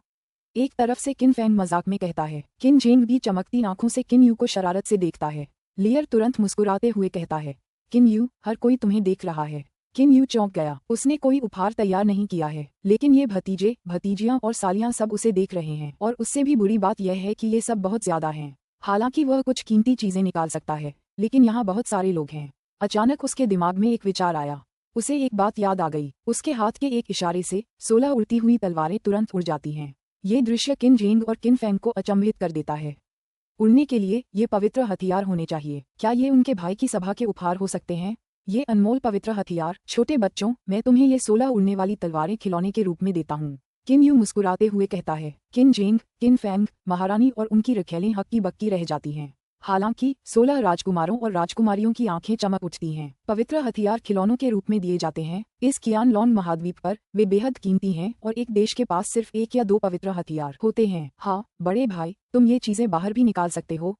हो फे बुदबुदाता है। हे यू भी तिरस्कार से अपने पंख फड़फड़ाता है। किन यू आश्चर्यचकित है। स्टेलर टावर ने रक्षकों की एक विशाल सेना स्थापित कर ली थी, इसलिए स्वाभाविक रूप से उसे हथियार बांटने पड़े। इसलिए उसने कई करोड़ ली के दायरे में सभी प्रकार के खजाने और अयस्क इकट्ठा किए और दस्ते के नेताओं और रक्षकों जैसे विशेषज्ञों को आदेश दिया कि वे अपने अधीनस्थों को हथियार देने के लिए मिलकर उड़ने वाली तलवारें और हथियार बनाएं। क्योंकि किन यू एक फोर्जिंग विशेषज्ञ है, उसने बोरियत होने पर हथियार भी गढ़े और कुल मिलाकर कई हजार निम्न श्रेणी के पवित्र हथियार बनाए। उसके अंतरिक्ष वलय में इस तरह की निम्न श्रेणी की उड़ने वाली तलवारों का एक बड़ा ढेर अभी भी है। अब ये उड़ने वाली तलवारें उसके लिए वाकई खिलौनों से अलग नहीं हैं। जियो यू, तुम ऐसा बिल्कुल नहीं कर सकती। तुम्हारे तोहफे बहुत कीमती हैं। बस इसी पल किन जेंग अपने डर से पूरी तरह जाग जाता है। जब एक पवित्र हथियार पहले से ही एक नश्वर देश के लिए बहुत मूल्यवान है, तो कुछ बच्चों को खिलौने के रूप में 16 उड़ने वाली तलवारें देना कितना बेकार है। ये कुछ और नहीं, बस खून का निजीकरण है। वे सब अभी बहुत छोटे हैं, इसलिए मैं उनकी मदद करूंगी। अगर इन बच्चों को अपनी उंगलियां काटनी पड़े तो उन्हें बहुत दर्द होगा। इसलिए किन यू इशारा करती है और सभी राजकुमारों और राजकुमारियों पर प्रकाश की 16 सुनहरी किरणें छोड़ी जाती हैं। इसके बाद उनके शरीर से रक्त की 16 बूंदें निकलती हैं और उड़ती हुई तलवार के साथ मिल जाती हैं। इस तरह उड़ती तलवारें तुम्हें बिल्कुल नुकसान नहीं पहुंचाएंगी। किन यू ने संतुष्टि से सिर हिलाया। तुम सबको याद रखना होगा कि तलवारों का इस्तेमाल लोगों को चोट पहुंचाने के लिए न करें। उसने सलाह दी। उड़ती हुई तलवारें हर राजकुमार और राजकुमारी के सामने उड़ती हैं। जब ये छोटे बच्चे 3 गुण लंबी छोटी तलवारें पकड़ते हैं तो वे उन्हें आसानी से अपने शरीर से जोड़ लेते हैं। चूंकि रक्त का निजीकरण किया गया है, तलवारें और बच्चे मानसिक रूप से जुड़े हुए हैं और इसलिए वे बिना ज्यादा निर्देश दिए ही तलवारों को संभालना स्वाभाविक रूप से जानते हैं। फिर राजकुमार और राजकुमारियां तलवारों से खेलते हैं, कभी उन्हें अपने शरीर से मिलाते हैं, कभी बाहर निकालते हैं। वे इतने उत्साहित होते हैं कि जोर जोर से हंसते हैं। तुमने अपने तीसरे चाचा को धन्यवाद क्यों नहीं दिया? किन जेंग चिल्लाता है। अपेक्षाकृत बूढ़े राजकुमार और राजकुमारियां तुरंत घुटनों के बल बैठ गए और स्पष्ट रूप से कहा, धन्यवाद तीसरे चाचा। जिन शिशुओं का अभी तक दूध छुड़ाया नहीं गया है, उनकी माताएं उनकी ओर से किन यू को धन्यवाद देती हैं। किन यू ने अपना हाथ फिर से हिलाया। टेबल टेनिस की गेंद से भी बड़े 35 मोती बाहर निकले। कियान लॉन महाद्वीप पर इतने बड़े मोती शायद पहले कभी नहीं देखे गए। आमतौर पर टेबल टेनिस की गेंद के आकार के मोती को अब मोती नहीं बल्कि ड्रैगन बॉल कहा जाता है। महारानी और रखेलें सभी चकित होकर चमकती आंखों से उनकी ओर देख रही हैं। इतने बड़े ड्रैगन बॉलर्स के बराबर तो शाही महल में भी कुछ नहीं है। किन जेंग हैरान रह गया। फिर भी किन यू मुस्कुराती है। वह निश्चित रूप से जानता है कि कियान लॉन महाद्वीप पर इतने बड़े मोती अनमोल हैं, लेकिन पानी के नीचे की जियुयाओ दुनिया में भले ही वे दुर्लभ हों, उसकी वर्तमान स्थिति के साथ उनके जैसे बड़े मोती मूल रूप से स्टेलर टॉवर के गोदाम में जमा हो गए हैं। दूसरे भाई, मेरे तारकीय मीनार में ऐसे कई मोती हैं, इनका कोई मतलब नहीं है, कृपया इन्हें स्वीकार करें भाभियों। किन यू मुस्कुराते हुए बोली। 35 मोती पल भर में महारानी और रखेलों के सामने उड़ गए। तुरंत वे स्पष्ट रूप से कहते हैं, धन्यवाद तीसरे जीजाजी। बाद में महारानी और रखेलें आपस में चुपचाप बातें करने लगती हैं। जाहिर है वे बहुत उत्साहित हैं। महिलाओं को रत्न बहुत पसंद होते हैं और इतने बड़े मोती कियान लॉन महाद्वीप की अनमोल धरोहर हैं, इसलिए स्वाभाविक रूप से उन्हें मोती बेहद पसंद हैं। शायद बाद में वे सोते समय भी इन मोतियों को थामे रहना चाहेंगी। फेइया आ गई है, किन जेंग अचानक कहता है। फेइया, इधर आओ, मेरे घर आओ। सभी को दूर से एक युवा विवाहित महिला और एक छोटी लड़की आती हुई दिखाई देती है। किन जेंग की बात सुनकर किन यू को पता चल जाता है कि यह महिला उसकी बड़ी भाभी है और राजकुमारी फेई या उसके बड़े भाई की बेटी है। महाराज, फेइया ने प्यारी सी आवाज में कहा, फिर दौड़कर किन जेंग के पास गई और सीधे उसकी जांघों पर बैठ गई। देखने से लग रहा था कि वो अभी बहुत छोटी है, सिर्फ 6 या 7 साल की। यान्युन, यहाँ आओ और अपने तीसरे बहनोई से मिलो, किन फैंग मुस्कुराते हुए कहता है। वह सहज और सुंदर युवती किन यू को देखती है। उसकी आंखें चमक उठती हैं। वह तुरंत कहती है, आपसे मिलकर अच्छा लगा तीसरे देवर। मैं यान्युन हूँ। बड़ी भाभी, जरा खड़ी हो जाए, किन यू जल्दी से बोला। उसने एक नज़र में ही समझ लिया कि यह बड़ी भाभी मार्शल आर्ट में माहिर हैं। हालांकि उनके कपड़े आलीशान हैं, फिर भी उनमें एक वीरता का भाव है जो छिपाया नहीं जा सकता। किन फैंग मुस्कुराते हुए कहते हैं, जियाओ यू, तुम्हारी बड़ी भाभी यान्युन को मार्शल आर्ट सबसे ज्यादा पसंद है, लेकिन उनकी प्रतिभा बस इतनी सी है। लियू यान्युन किन फैंग को गुस्से से घूरती है। आसपास बहुत से लोग होने के कारण वह तुरंत गुस्सा नहीं होती, लेकिन किन यू को यकीन है कि यह बड़ी भाभी एक सीधी सादी इंसान है। किन फैंग मुस्कुराते हुए कहते हैं, हाँ, वह इतने लंबे समय से जियांटियन स्तर तक नहीं पहुंच पाई है। इसका मतलब ये कैसे हो सकता है कि वह बहुत प्रतिभाशाली है। लेकिन यान्युन तो वाकई मार्शल आर्ट की दीवानी है। जब से उसे वू नदी पर हुए उस युद्ध के बारे में पता चला है, तब से वह आपकी प्रशंसा करती आ रही है और लंबे समय से आपसे एक बार मिलना चाहती थी। लियू यान्यू किन यू को देखता है और थोड़े अविश्वास के साथ कहता है, तीसरे जीजा, आप वही हैं जिन्होंने जियांग यान को मारा था। ये देखकर कि किन यू वर्तमान में अपने शुरुआती 20वें दशक में एक युवा की तरह दिखता है, वह कल्पना नहीं कर सकती कि वह महान सुपर विशेषज्ञ है जिसने जियांग यान को मार डाला था। उस समय किन यू को जियांग यान को मारने में कई मुश्किलें आ रही थीं, लेकिन अब शायद वह एक ही चाल में जियांग यान को मार सकता था। क्या मैं इस भूमिका के अनुरूप नहीं दिख सकता? किन यू मुस्कुराते हुए कहता है। लियर एक तरफ से कहती है, उसकी शेखीबाजी पर ध्यान मत दो भाभी यान्युन, ये छोटी मोटी बातें हैं, लेकिन उसे हमेशा इन पर गर्व करना पसंद है। लियू यान्युन ली एर को देखकर मन ही मन उसके सहज व्यवहार की प्रशंसा करने से खुद को नहीं रोक पाए। वह तुरंत मुस्कुराते हुए बोली, युवती, क्या आप मेरे तीसरे देवर की पत्नी हैं? ली एर ने जैसे ही यह सुना, उसका चेहरा लाल हो गया। उसने तुरंत किन यू को गुस्से से घूरा। उसकी बात समझकर किन यू ने जल्दी से समझाया, बड़ी भाभी, यह मेरी छोटी बहन ली एर है, कृपया मुझे क्षमा करें मिस लियर। लियू यान्यू माफी मांगता है। इस समय राजकुमारी फेई या उन छोटे राजकुमारों और राजकुमारियों के साथ खेल रही है। तीसरे अंकल, मुझे भी वो चीज चाहिए। वह किन यू के पास दौड़ती है और उसे घूरती है। किन यू मुस्कुराकर अपना सिर हिलाने से खुद को नहीं रोक पाता, फिर हाथ हिलाता है जिससे एक और तलवार निकल आती है। छोटी फेइया, तुम्हें याद रखना होगा कि अपनी मर्जी से लोगों को चोट नहीं पहुंचानी है। वह तलवार को खून से सजाने में भी उसकी मदद करता है। किन जेंग अचानक कहता है, जियाओ यू, तुमने बच्चों को ये उड़ने वाली तलवारें दी, लेकिन वे अभी भी बहुत कम जानते हैं। अगर वे लोगों को चोट पहुंचाएंगे तो बहुत बुरा होगा। तुम सही कह रहे हो। किन यू किन जेंग से सहमत है। वह तुरंत कहता है, ये तरीका बेहतर है। वे अब भी तलवारों से खेल सकते हैं, लेकिन मैं तलवारों पर एक प्रतिबंधात्मक जादू डालूंगा। ये तलवारों को पूरी तरह से ढक देगा और तलवारें हमला करने में असमर्थ हो जाएंगी। जब बच्चे वयस्कता के संस्कार से गुजरेंगे तो आप किसी भी शियूजिनिस्ट से जादू हटाने के लिए कह सकते हैं। किन यू अपने हाथ हिलाता है जो भ्रम जैसे लगते हैं। एक पल में 17 प्रतिबंधात्मक मंत्रों का जाप होता है और 17 उड़ती तलवारों को पूरी तरह से ढक लेता है। इन सभी बच्चों में तात्विक ऊर्जा नहीं है, इसलिए स्वाभाविक रूप से वे किन यू के मंत्रों को नहीं हटा सकते। ये मंत्र बिल्कुल भी शक्तिशाली नहीं है। ये केवल तलवारों के ब्लेड पर ऊर्जा की एक परत बनाते हैं, जिससे तलवारें लोगों को नुकसान नहीं पहुंचा पाती और कोई भी जियूजेनिस्ट उन्हें तात्विक ऊर्जा से आसानी से हटा सकता है। हालांकि ये मंत्र उड़ती हुई तलवारों को अपने शरीर में चूसने वाले बच्चों पर असर नहीं करते। तलवारों में कोई भी परिवर्तन महसूस न करते हुए राजकुमार और राजकुमारियां बहुत उत्साह से खेलते रहते हैं। लियू यान्युन का चेहरा अचानक बदल जाता है। लगता है उसे कुछ याद आ गया है। वह तुरंत अपना मुंह खोलती है, कुछ कहना चाहती है, लेकिन किन फेंग उसका हाथ खींच लेता है और अपनी आंखों से उसे रोक लेता है। वह एक गहरी सांस लेती है और जो कहना चाहती है उसे अपने पेट में गटक लेती है।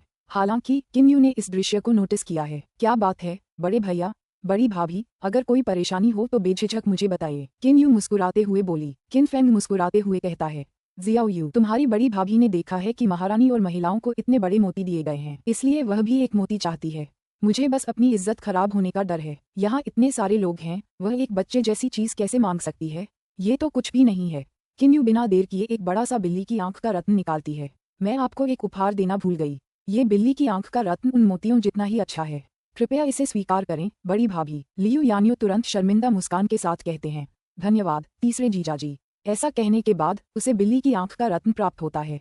किन यू फिर किन जेन के साथ हंसी मजाक करने लगता है और राजकुमारों, राजकुमारियों और राजकुमारी फेइया के साथ शोर शराबे से खेलने लगता है। यहाँ तक कि ली एर भी बच्चों के साथ खेलने लगता है। चूंकि किन यू बहुत अच्छे मूड में है, वह यह नहीं देख पाता कि बिल्ली की आंख का रत्न स्वीकार करने के बाद लियू यान्युन की आंखों में चिंता की एक झलक है। उसी दिन शाम को राजकुमार रुई की हवेली के एक शयन कक्ष में फेंग, तीसरा भाई, एक ही सांस में इतनी सारी उड़ती तलवारें गिरा सकता है। जाहिर है पिछले 10 सालों में विदेशी जियूजैन दुनिया में उसकी हैसियत काफी सुधर गई है। उसे किसी मध्यम श्रेणी के पवित्र हथियार की बिल्कुल भी परवाह नहीं होगी। तुम उससे एक हथियार क्यों नहीं मांग लेते? लियू यान्यू ने बहुत गुस्से से कहा। किन फेंग हताशा से कहता है, यान्युन तुम मुझसे क्या कहना चाहती हो? लियू यान्युन कहते हैं, उस समय 100 आधिकारिक मंडप में मैं उनसे आपके लिए एक मध्यम श्रेणी का पवित्र हथियार मांगने ही वाला था। वह कैसे मना कर सकते थे? सब ठीक ही होता है ना? किन फेंग सिर हिलाते हुए कहते हैं, यान्युन ऐसी बहुत सी बातें हैं जो तुम नहीं जानते। आज जो कुछ हुआ उसे देखते हुए जियाओ यू ने सचमुच विदेशी जियूजैन की दुनिया में अपनी जगह बना ली है। लेकिन क्या तुम मेरे तीसरे भाई के चरित्र को जानते हो? वह अचानक व्यंग्यात्मक लहजे में पूछते हैं। लियू यान्युन ने सिर हिलाते हुए कहा, मैंने आपसे बहुत पहले ही सुना था। किन फेंग ने आह भरते हुए कहा, हाँ वह दृढ़ और अडिग है। हालांकि उसके डेंटियन ने उसे आंतरिक तकनीकों का अभ्यास नहीं करने दिया, फिर भी उसने बाहरी तकनीकों का उपयोग करके कड़ी मेहनत की और कियानलॉन्ग महाद्वीप का पहला जियांटियन बाहरी विशेषज्ञ बन गया। बाद में वह जियूजेनिस्टों की श्रेणी में शामिल हो गया। मेरा तीसरा भाई कभी हार नहीं मानता। उसके चरित्र को देखते हुए मुझे विश्वास है कि वह खतरनाक विदेशी जियूजेन दुनिया में अपने लिए एक क्षेत्र हासिल करने में सक्षम है। लेकिन मुझे इससे भी ज्यादा विश्वास है कि वह अपने भाइयों और करीबी रिश्तेदारों के लिए अपनी जान भी दे सकता है। अब किन फेंग कुछ परेशान हो गया। यान्युन अगर तुम कोई मध्यम श्रेणी का पवित्र हथियार मांगोगे तो तीसरा भाई पूछेगा कि मेरा मध्यम श्रेणी का पवित्र हथियार कहाँ है। मैं उसे क्या जवाब दूं? क्या मैं कह सकता हूँ कि मैं बेकार था इसलिए मुझसे हथियार छीन लिया गया? क्या मैं ऐसा कह सकता हूँ?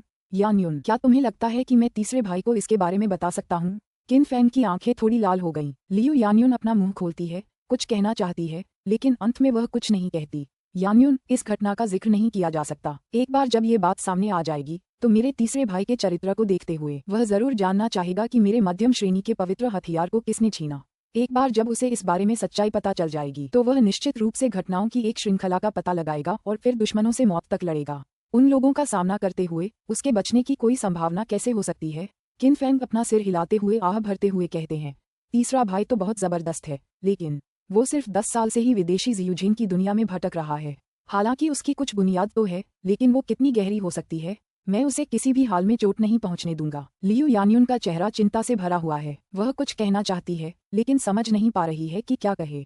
लेकिन आप मध्यम श्रेणी के पवित्र अस्त्र के बिना 4 में से 9 स्वर्गीय क्लेशों को कैसे पार कर सकते हैं? क्या आपको यकीन है कि आप कर सकते हैं? मध्यम श्रेणी के पवित्र अस्त्र के बिना 4 में से 9 स्वर्गीय क्लेशों को पार करना कहीं ज्यादा मुश्किल है। मैं नहीं चाहता कि तुम मरो फेंग, मैं सचमुच नहीं चाहता कि तुम मरो। लियू यान्यू ने किन फेंग को कसकर गले लगा लिया। किन फेंग अपनी पत्नी को गले लगाता है और उदासीन मुस्कान के साथ कहता है, जिंदगी और मौत तो सितारों में लिखी होती है। यान्युन मैं अपने तीसरे भाई को इसमें नहीं घसीटूंगा, चाहे कुछ भी हो जाए।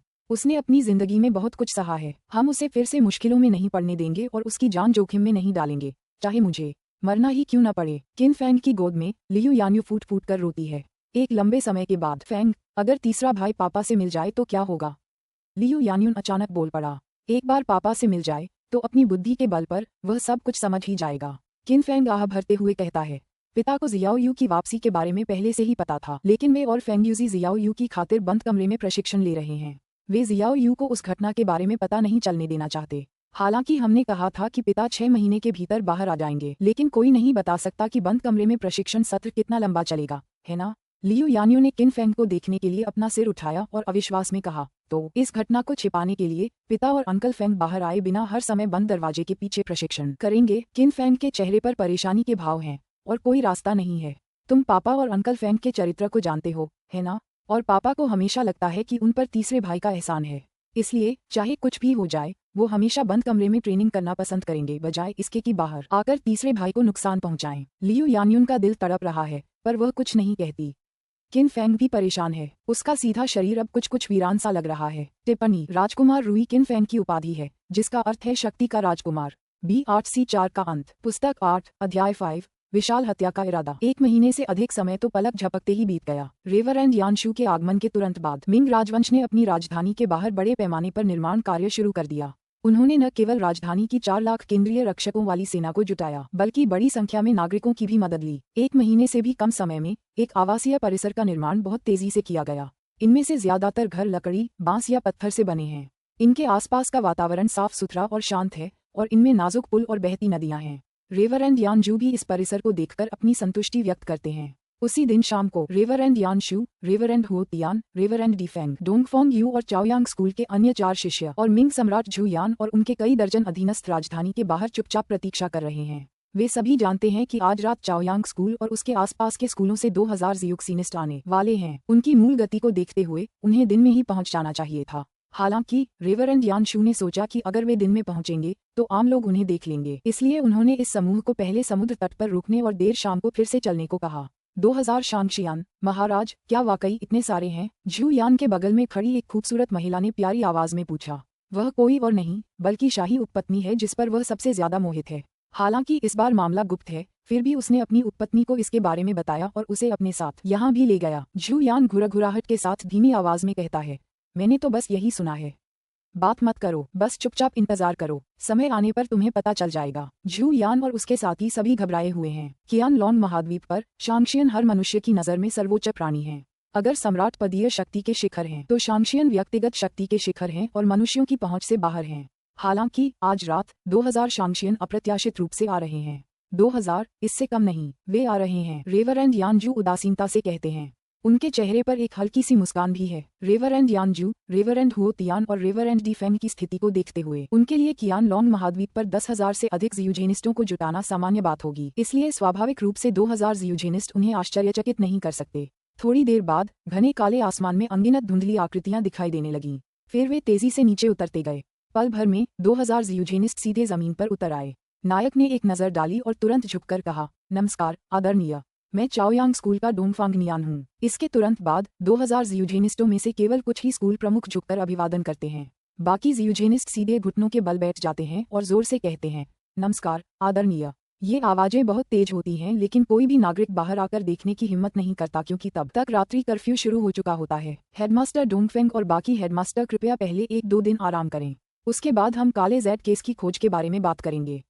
कृपया चिंता न करें, इस जगह के 1 करोड़ ली के दायरे में आने वाले हर स्कूल की सेनाएं पहले से ही तेजी से आ रही हैं। बस वे यहाँ से थोड़ी दूर हैं, इसलिए वे कुछ ही दिनों में पहुँच पाएंगे।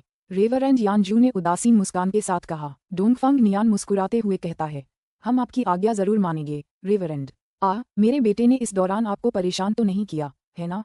फिलहाल डोंगफोंग यू बहुत सम्मानीय है। रेवरेंड यानजू अपनी दाढ़ी सहलाते हुए मुस्कुराते हुए कहते हैं। हेडमास्टर डोंगफेंग आपके बेटे को पढ़ाने में वाकई बहुत अच्छे हैं। ये बच्चा डोंगफेंग बहुत अच्छा व्यवहार करता है। हालांकि मिंग सम्राट झू यान, उनकी प्रिय उपपत्नी और उनके अधीनस्थों के दिल धड़क रहे हैं। 2000 शांगशियान के बारे में सुनना एक बात है, लेकिन 2000 शांगशियान को आसमान से उड़ते देखना दूसरी बात है। तलवारों पर उड़ते हुए मनुष्यों की नजर में ये शांगशियन का प्रतीक है। आमतौर पर किसी शांगशियन को क्षितिज पर उड़ते देखना इन लोगों के लिए पहले से ही एक बड़ा झटका होता है, लेकिन आज आकाश से कई शांगशियन नीचे आ गए हैं, इसलिए वे सभी इससे बुरी तरह डर गए हैं। झू यान वैसे भी एक सम्राट है, इसलिए उसका धैर्य अभी भी अपेक्षाकृत ऊंचा है। वह एक कदम आगे बढ़ता है और आदरपूर्वक कहता है, प्रधानाध्यापक डोंगफेंग, वह आवासीय परिसर अच्छी तरह से तैयार किया गया है। यह विशेष रूप से आप सभी के रहने के लिए बनाया गया है। डोंगफेंग नियान पास के रहने वाले परिसर को देखता है और संतुष्टि में सिर हिलाता है। किन यू पिछले कई महीनों से बहुत खुश है। जब उसके पास कुछ नहीं होता तो वह अपने भाइयों से बातें करता या शतरंज के महारथी लियर को अपने बड़े और दूसरे भाइयों को पटखनी देने देता। लियर का भयानक शतरंज कौशल तुरंत प्रसिद्ध हो गया, यहाँ तक कि राजधानी के तथाकथित गो देवता के पास भी उसके आगे झुकने के अलावा कोई विकल्प नहीं था। किन यू को जियाओ लू और ताई शान की वर्तमान स्थितियों की भी परवाह थी। बाद में उसे पता चला कि कुछ साल पहले जियाओ लू ने एक विद्वान से शादी की थी जिसका नाम तांग युआन है और जो खुद को किंग लैन कहता है। वह किन राजवंश का एक प्रसिद्ध विद्वान है और सुलेख कला में बहुत कुशल है। कहा जाता है कि उसके द्वारा लिखा गया एक शब्द 1000 स्वर्ण सीसी के बराबर होता है। उनका एक दूसरे के प्रति प्रेम बहुत गहरा है और ताई शान सुयान शहर का सेनापति है जहां तांग युआन रहता है। वह शहर की सेना का प्रभारी है। ये जानते हुए कि जियाओ लू इतनी खुशी से रह रही है, किन यू को उससे मिलने की कोई जल्दी नहीं है। वह पहले अपने पिता से मिलना चाहता है, फिर जियाओ लू और ताई शान से मिलने जाना चाहता है। आखिरकार वे उसके बचपन के करीबी दोस्त हैं। किन राजवंश की राजधानी में राजकुमार यू के भवन में इस समय किन यू एक मंडप की रेलिंग पर टिकी हुई है, जबकि ली एर और एक सफेद बालों वाला बूढ़ा आदमी चुपचाप गो का खेल खेल रहे हैं। वे इतनी देर से खेल रहे हैं कि अंधेरा हो चुका है। अरे बूढ़े सू, तुम अभी भी मेरे परिवार के ली एर के साथ ये खेल क्यों खेल रहे हो? अच्छा, क्या ये हार की तलाश से अलग है? किन यू मुस्कुराते हुए बोला। लियर उस पर कोई प्रतिक्रिया नहीं देती, शायद इसलिए कि घर लौटने के बाद से किन यू का मूड बहुत अच्छा रहा है। उसने बातचीत में कम संयम बरता है और अक्सर लियर का मजाक उड़ाता है। पहले तो वह गुस्से में थी और उसे सजा देने के लिए उसके कान भींचती थी, लेकिन अब वह उसे बस घूरती रहती है। वह बूढ़ा सू कोई साधारण नहीं है। उसे किन राजवंश का नंबर 1 गो खिलाड़ी कहा जाता है। राजधानी के गो देवता के लिए एर से बेशक हारने के बाद शान क्यू काउंटी का ये बूढ़ा सज्जन खास तौर पर उसके खिलाफ खेलने के लिए राजधानी आया है। दरअसल उसका गो कौशल बेहद मजबूत है। हालांकि ये केवल किन यू की नज़र में ही सच है। किन यू की राय में लियर का गो कौशल मानवीय रूप से असंभव है। बूढ़े सू के चेहरे पर अचानक खुशी की एक झलक दिखाई देती है। वह किन यू की ओर देखता है और मुस्कुराते हुए कहता है, मिस लियर का गो कौशल बहुत अच्छा है, लेकिन राजकुमार यू, मैं तो जिंदगी भर यही खेल खेलता रहा हूँ। कहते हैं न, उम्र बढ़ने के साथ अदरक और भी तीखा हो जाता है। लियर शांतिपूर्वक मुस्कुराते हुए खेल खेलता रहता है। थोड़ी देर बाद जब बूढ़े आदमी सू ने एक टुकड़ा नीचे रखा तो उसके चेहरे का रंग बदल गया। वह कुछ देर देखता है और फिर सिर हिलाते हुए कहता है, मिस लियर, आपने तो मेरे पूरे बड़े ड्रैगन पर ही निशाना साध दिया। कोई आश्चर्य नहीं कि आपने अभी मुझ पर हमला नहीं किया।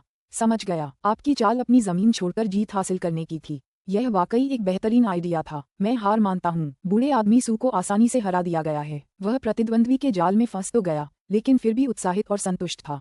अपनी मजबूत कुशलता के बावजूद वह अप्रत्याशित रूप से ली र के जाल को जल्दी नहीं पकड़ पाया, और जब उसे सच्चाई का पता चला तब तक बहुत देर हो चुकी थी। मिस लियर, हर दिन जब मैं आपके साथ खेला हूँ, कुछ न कुछ सीखा है। ये बूढ़ा सू भी अजीब इंसान है। हारने के बाद वह गुस्सा होने के बजाय बहुत उत्साहित होता है।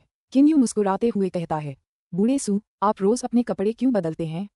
मुझे पता है कि आप जैसे पेशेवर गो खिलाड़ी थोड़े अंधविश्वासी होते हैं, लेकिन रोज कपड़े बदलने के बावजूद आप हमेशा हारते ही रहे हैं, है ना? मुझे लगता है आपको कल अपने कपड़े नहीं बदलने चाहिए। हालांकि बूढ़ा आदमी सू जिद करते हुए कहता है, कल मैं अभी भी अपने कपड़े बदलने जा रहा हूँ। किन यू कुछ नहीं कहता। कई गो विशेषज्ञों का मानना है कि कुछ कपड़े सौभाग्य लाते हैं और उन्हें पहनने पर उनकी जीत की संभावनाएं काफी बढ़ जाती हैं। कोई आश्चर्य नहीं कि बूढ़े सू ने बार बार अपने कपड़े बदले हैं। हालांकि इसके बावजूद वह ली एर से कभी नहीं जीत पाया। हाय, लगता है मेरे पास बदलने के लिए कपड़े खत्म हो गए हैं।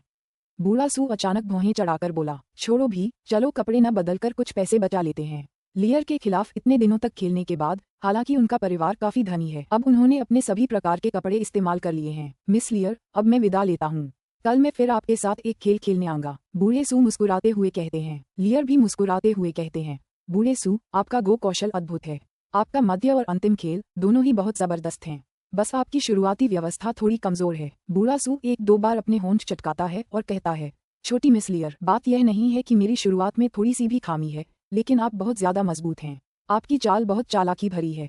आप एक ऐसी चाल चल सकती हैं जो बेतुकी लगे, लेकिन कई 10 या 100 चालों के बाद उसकी बारीकियां सामने आ जाती हैं। मुझे अपनी हार का पूरा यकीन है। बूढ़े आदमी सू के चले जाने के बाद मंडप में केवल किन यू और मिस लियर ही बचे हैं। लियर, मेरे पिता और अंकल फेंग लगातार बंद कमरे में प्रशिक्षण ले रहे हैं। हालांकि सैद्धांतिक रूप से वे 1-2 महीने में ही बाहर आएंगे। बंद कमरे में प्रशिक्षण के बारे में सटीक जानकारी देना बहुत मुश्किल है, इसलिए मैं सबसे पहले अपने गुरु जनरल झाओ युनशिंग से मिलने जा रहा हूँ।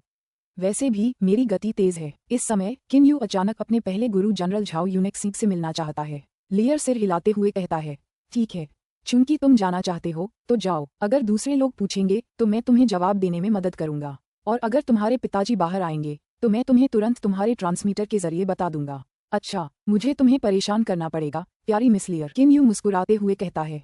इसके तुरंत बाद वह उल्कापिंड की तरह आसमान में उड़ जाता है। जब किन यू अभी भी लियू जिंग का हत्यारा था, तब उसने झाओ यूनशिंग के निवास का दौरा किया। चूंकि झाओ यूनशिंग एक महत्वपूर्ण सेनापति था, इसलिए उसका निवास स्थान ढूंढना स्वाभाविक रूप से बहुत आसान था। किन यू बिना किसी चिंता के अपनी उड़ती तलवार पर सवार है, ये सोचकर कि वह अपने गुरु से मिलने वाला है। किन यू अतीत की घटनाओं को याद किए बिना नहीं रह पाता।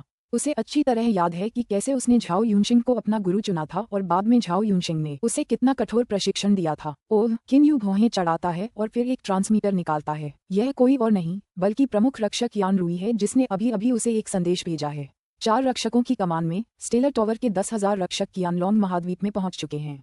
ठीक है, अगर तुम उत्तर की ओर उड़ते रहे तो तुम्हें एक विशाल प्राचीन जंगल दिखाई देगा। अभी वहीं रुको, जब मैं तुम सबके लिए ठहरने की व्यवस्था कर दूंगा तो तुम किन राजवंश के लिए उड़ान भरोगे। किन यू ने तुरंत अपने अधीनस्थों को आदेश दिया। वह आदिम जंगल कोई और नहीं बल्कि वह जंगल है जिसमें किन यू ने एक साधारण लकड़ी का जहाज बनाया था जब वह उस समय कियानलोंग महाद्वीप छोड़ रहा था। कुछ ही देर में वह जनरल झाओ यूनशिंग के भवन में पहुंच जाता है। अपनी पवित्र इंद्रियों के आवेग में वह भौहें चढ़ाए बिना नहीं रह पाता, क्योंकि उसे मास्टर झाओ यूनशिंग का पता नहीं चलता, बल्कि केवल झाओ यूनशिंग के बेटे झाओ यान्युन का पता चलता है। झाओ यान्युन को पहले ही जनरल के पद पर पदोन्नत कर दिया गया था और वह अपने पिता की जगह एक बड़ी सेना की कमान संभालने वाले थे। लेकिन सम्राट ने उन्हें घर पर ही रहने और शांति से जो कुछ हुआ था उस पर विचार करने का आदेश दिया। झाओ यान्युन ने इसका भी विरोध नहीं किया, इसलिए वह अपनी पत्नी और बेटे के साथ रह रहे हैं और साथ ही सैन्य रणनीति पर कुछ पुस्तकों का गहन अध्ययन भी कर रहे हैं। झाओ यान्युन, जो एक मंडप में ध्यान कर रहे थे, अचानक एक परिचित आवाज सुनते हैं। बड़े भाई यान्युन। वह देखने के लिए अपना सिर घुमाता है और आश्चर्यचकित हुए बिना नहीं रह पाता। तीसरा राजकुमार। अतीत में किन यू द्वारा जियांग यांग की हत्या के बाद किन वंश की विभिन्न सेनाएं राजधानी में एकत्रित हुईं। झाओ यूनशिंग और उनके बेटे की मुलाकात किन यू से हुई। उन कुछ महीनों के दौरान किन यू और झाओ यान्युन एक दूसरे को जानने लगे और एक दूसरे को बहुत पसंद करने लगे। तो आप वापस आ गए, तीसरे राजकुमार। ये बहुत अच्छी बात है।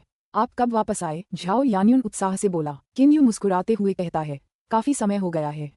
अच्छा, मालिक कहाँ हैं? वे हवेली में क्यों नहीं हैं? वह संदेह से पूछता है। झाओ यान्युन, जो अभी तक उत्साहित था, चौंक गया। फिर उसने आह भरते हुए कहा, तीसरे राजकुमार, मेरे पिता, वे तो मर ही गए। वे युद्ध के मैदान में मारे गए। मृत, उसका मालिक पहले ही मर चुका है। किन यू का चेहरा तुरंत पीला पड़ जाता है। उसे बस अपने सिर में धमाकों की एक श्रृंखला सुनाई देती है, मानो बिजली गिर गई हो। वह कई गहरी सांसें लेता है। जब उल्कापिंड के आंसू अपनी स्पष्ट धाराएं उसके सिर पर छोड़ते हैं, तभी वह शांत होता है। बड़े भाई यान्युन, आपने कहा था कि गुरु युद्धभूमि में मारे गए थे।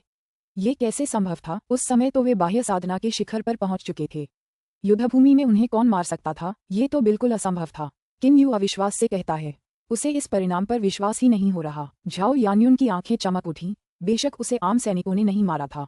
वह शांगशियान था, मिंग राजवंश का शांगशियान। अगर वे शांगशियान न होते तो मिंग राजवंश का जियालिंग दर्रा मेरे पिता तोड़ देते। लेकिन वे इतने नीच थे कि उन्होंने शांगशियान से मेरे पिता को मारने के लिए भी कहा। शांगशियान, मिंग राजवंश का शांगशियान। मैं समझ गया। किन यू की आंखें एक क्षण के लिए हत्या के इरादे के साथ बहुत चमक उठीं।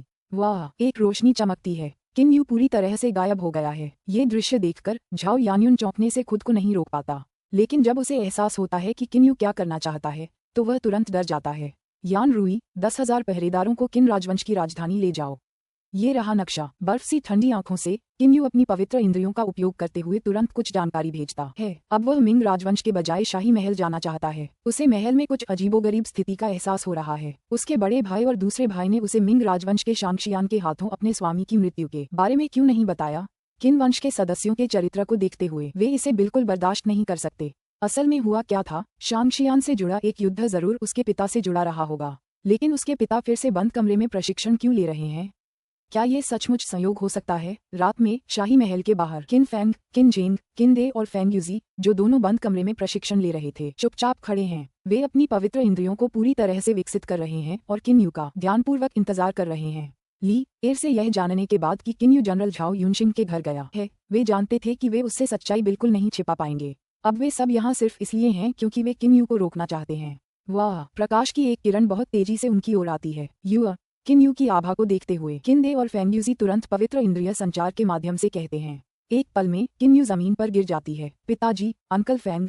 जैसे ही किन यू अपने पिता को देखता है, उसे कुछ बातें समझ में आ जाती हैं। चूंकि उसके पिता झाओ यूनशिंग की हवेली में जाने के ठीक बाद बाहर आए थे, न ज्यादा पहले न ज्यादा देर से, इसलिए लगता है कि उसका अनुमान सही है। जब किन यू प्रश्न पूछने वाला होता है तो उसके चेहरे का रंग अचानक बदल जाता है। उसके पिता और अंकल फैंग दोनों ने अप्रत्याशित रूप से अपना एक हाथ खो दिया है। क्या हुआ? क्या हुआ पिताजी? क्या ये मिंग राजवंश के शांगशियान थे? उन्होंने मास्टर झाओ यूनशिंग को मार डाला और आपके हाथ भी काट दिए। क्या वे सिर्फ दो ही नहीं हैं? और क्या आप दोनों के पास मध्यम श्रेणी के पवित्र हथियार नहीं हैं? वे आपके साथ ऐसा कैसे कर सकते हैं? असल में क्या हुआ था? किन यू लगातार पूछता रहता है। इस समय तो वह पूरी तरह पागल होने वाला है। किंदे मुस्कुराते हुए किन यू को देखता है। थोड़ा शांत हो जाओ यू एर। मैंने सिर्फ एक हाथ खोया है, अपनी जान नहीं। मैं तुम्हारा चरित्र जानता हूँ, इसलिए अब मैं तुमसे सच नहीं छिपाऊंगा। तुम सही हो, मिंग राजवंश में पहले सिर्फ 2 शांगशियान थे, लेकिन अब 5 हो गए हैं, जिनमें से एक तो चाओयांग स्कूल का कनिष्ठ गुरु भी है। फेंग्यूजी कहते हैं जियाओ यू चाओयांग स्कूल इस जगह के 10 लाख ली के दायरे में नंबर 1 जियूक्सियन स्कूल है। इसके कई हजार शिष्य हैं। मेरा शुद्ध तलवार स्कूल उनका मुकाबला ही नहीं कर सकता। वह कनिष्ठ गुरु तो युवानयन अवस्था का प्रारंभिक विशेषज्ञ भी है। उसने हम में से हर एक का एक हाथ सिर्फ इसलिए काटा क्योंकि वह हमारा तिरस्कार करता था। किन यू में रोष बढ़ता जा रहा है। तिरस्कार? अपने पिता और चाचा फेंग का एक हाथ काटकर उन्हें तिरस्कार के कारण छोड़ देना? वास्तव में कियान लोंग महाद्वीप के 2 जिंदन चरण के शियूजेनिस्ट चाओयांग स्कूल के कनिष्ठ गुरु जैसे व्यक्ति की नजर में कुछ भी मायने नहीं रखते। उन्हें मारने से उसके हाथ ही गंदे होंगे। घमंडी। किन यू की आंखों में हत्या का इरादा भरा हुआ है। उसके मन में पहले से ही वह तस्वीर उभर रही है कि क्या हुआ था। उस घमंडी जूनियर मास्टर ने अपने पिता और अंकल फेंग का एक हाथ सीधे काट दिया, जिससे खून बहुत ज्यादा बहने लगा। किन यू को देखता है और गंभीरता से कहता है यू एर, जब तक तुम में शक्ति की कमी है तब तक संयम रखना याद रखना। मेरा कटा हुआ हाथ महत्वपूर्ण नहीं है, लेकिन तुम्हें जल्दबाजी नहीं करनी चाहिए। जब तुम पर्याप्त रूप से शक्तिशाली हो जाओगी तभी तुम बदला ले सकती हो, वरना मेरे इस कटे हुए हाथ के लिए तुम बेकार में मर जाओगी। समझ रही हो? किन यू ने अपनी मुठियां इतनी कसकर भींच लीं कि उनकी पोड़ें सफेद हो गईं। किंदे अपने बेटे के चरित्र को जानता है। उनका मानना है कि एक बार जब उनका बेटा उनके और चाओयांग स्कूल के जूनियर मास्टर के बीच के अटूट अंतर को समझ जाएगा तो वह बिना सोचे समझे मरने के लिए नहीं जाएगा। उनका बेटा बदला लेने के लिए तभी पूरी ताकत लगाएगा जब उसके सफल होने की कम से कम 50-50 संभावना हो। आवेग में आकर काम मत करो जियाओ यू। किन फेंग और किन जिंग भी किन यू को देखते हैं। किन कबीले की एकमात्र आशा किन यू पर टिकी है। हालांकि वे बदला लेना चाहते हैं, लेकिन वे किन यू को मरते हुए देखने से बेहतर कुछ नहीं चाहते। चाओयांग स्कूल, मिंग राजवंश का शांगजियान, मरो। किन यू गहरी आवाज में कहता है, मानो नर्क से आ रही हो। पिताजी, आप और बाकी सब यहीं रुकिए, मैं बहुत जल्द वापस आऊंगा। इतना कहकर वह अचानक मुड़ जाता है। जियाओ यू, ऐसा मत करो। किन यू को ऐसा करते देख किंदे जल्दी से बोला। उसने कभी नहीं सोचा था कि किन यू इतनी जल्दबाजी में ऐसा करेगी।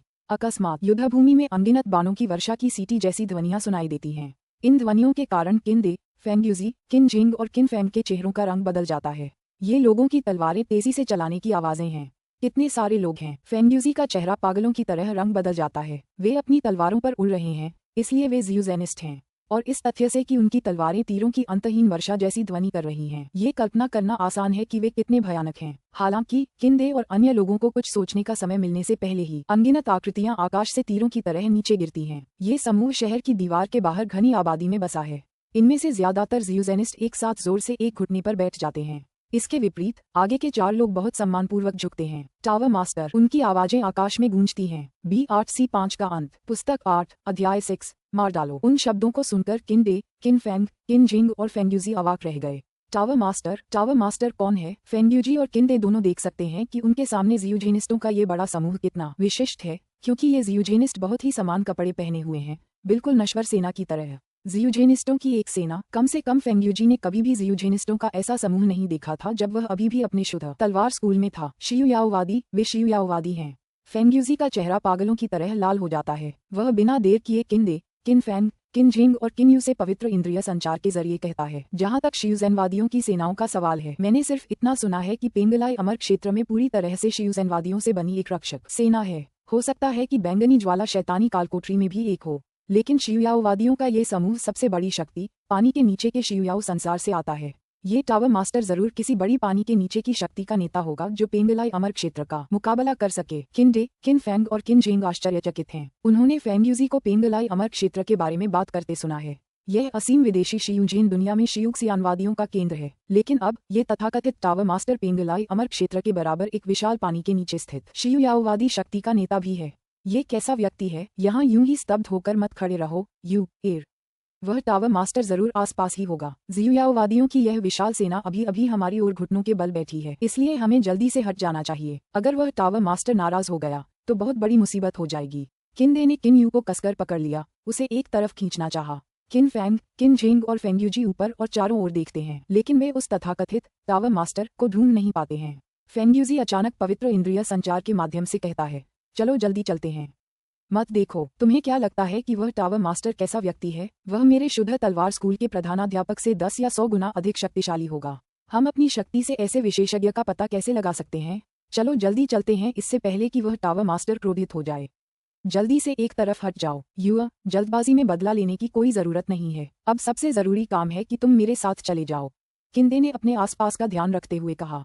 भीगी बिल्ली। किंदे, फेंगयूजी, किन जेंग जैसे नश्वर सम्राट और किन फैंग जैसे नश्वर जनरल सभी इस समय बहुत भयभीत हैं। कियान लोंग महाद्वीप पर, जहां जिंदान स्तर के शियूजेनिस्ट को पहले से ही शांगशियन माना जाता है, शियुयाओवादियों की इतनी बड़ी सेना वाकई बेहद भयावह है। न सिर्फ उनकी संख्या बहुत ज्यादा है, कुल मिलाकर 10,000, बल्कि उनके कपड़े और उल्टी तलवारें भी इतनी मानकीकृत हैं। जाहिर है कि वे एक सेना हैं। शियूजेनिस्टों को सेना के रूप में तैनात करके साधारण शियूजेन स्कूल संभवतः इतना प्रभावशाली कार्य कैसे कर सकते हैं? जहां तक जियुक्सियनवादियों की बात है तो केवल पौराणिक पेंगलाई अमर क्षेत्र ही ऐसा करने में सक्षम है। जियुयाओवादियों की यह विशाल सेना स्पष्ट रूप से पानी के नीचे जियुयाओ दुनिया की एक महाशक्ति से संबंधित है, जो कि किंवदंती के अनुसार सबसे बड़ी शक्ति है। ऐसी सेना का नेता किस प्रकार का व्यक्ति है? सिर्फ एक शब्द से वे दुनिया को खून में डुबो सकते हैं। अपने हाथ के एक इशारे से वे तूफान ला सकते हैं। ऐसे वीआईपी और ऐसे टावर मास्टर से किंदे, किन जेंग, किन फैंग और फेंगयूजी कैसे भयभीत और आतंकित नहीं हो सकते? चलो जल्दी चलते हैं। बदला लेने के बारे में सोचना छोड़ो, अब यहाँ से जल्दी निकलने का समय है। किंदे इतना घबराया हुआ है कि वह किन्यू को घसीटकर सीधे भागने की कोशिश करता है। हालांकि उसकी लाख कोशिशों के बावजूद किन्यू स्थिर रहती है। जियो, किन जेंग, किन फैंग और फेंगयूजी भी जल्दी से किन्यू को खींचते हैं। इस समय वे सभी बहुत डरे हुए हैं। पिताजी, आप सब यहीं रुकिए। मैं उस गुंडे को जरूर खत्म कर दूंगा जिसने आपके हाथ काटे और मेरे मालिक को मार डाला, बदला लेने के लिए। बहुत जल्द मैं वापस आऊंगा। किन्यू अपने पिता की ओर देखता है।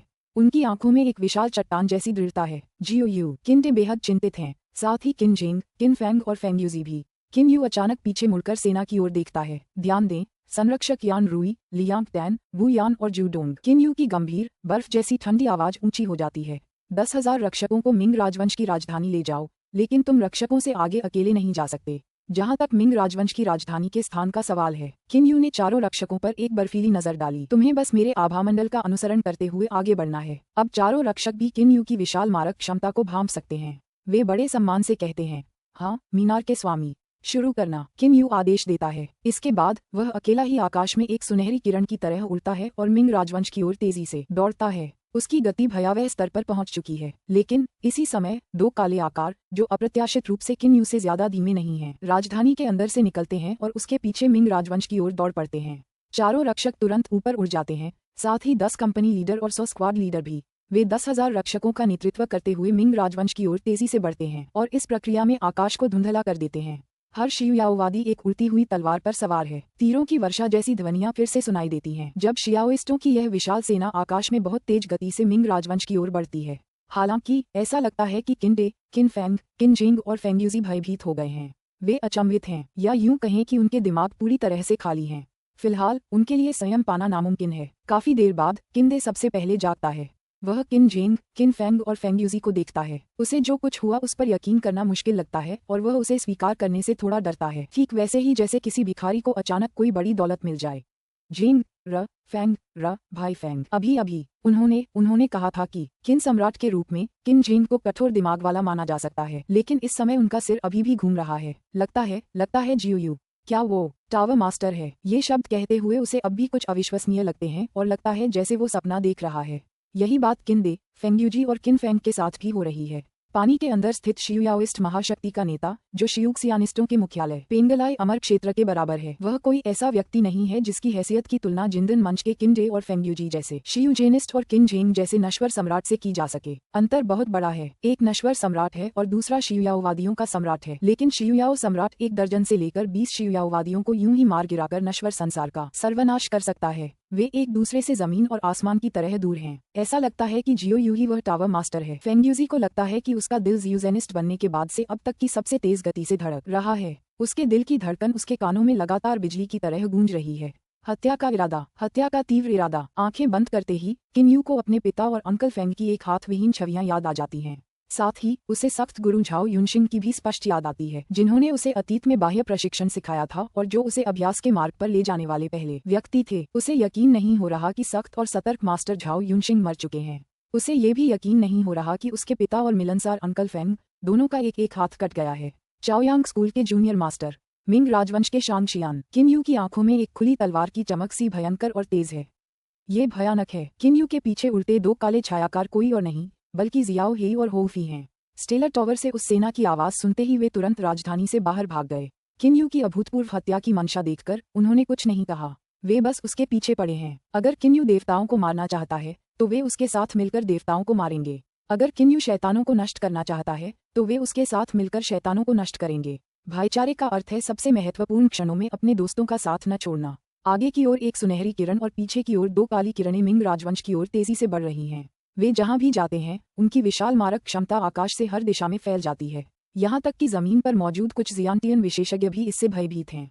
बस थोड़ी देर में तीरों की अंतहीन वर्षा जैसी आवाजें कई शहरों के पहरेदारों को डरा देती हैं। जैसे ही वे ऊपर देखते हैं उन्हें बस अनगिनत धुंधले निशान दिखाई देते हैं जो पल भर में आसमान में चमक उठते हैं। इस एक रात के दौरान जियांटियन विशेषज्ञ, कुछ जियोजेनिस्ट और किन राजवंश की राजधानी को मिंग राजवंश की राजधानी से जोड़ने वाली सीधी रेखा पर स्थित शहरों के रक्षक सभी इतने भयभीत हैं कि उनके दिल कांप रहे हैं। वे महसूस कर सकते हैं कि कुछ बड़ा सच होने जा रहा है। एजियो ड्रैगन, टैंगशान और उनके अधीन दो संरक्षक एक आंगन में बढ़िया शराब का आनंद ले रहे हैं। अकस्मात कितना जबरदस्त कत्ल का इरादा।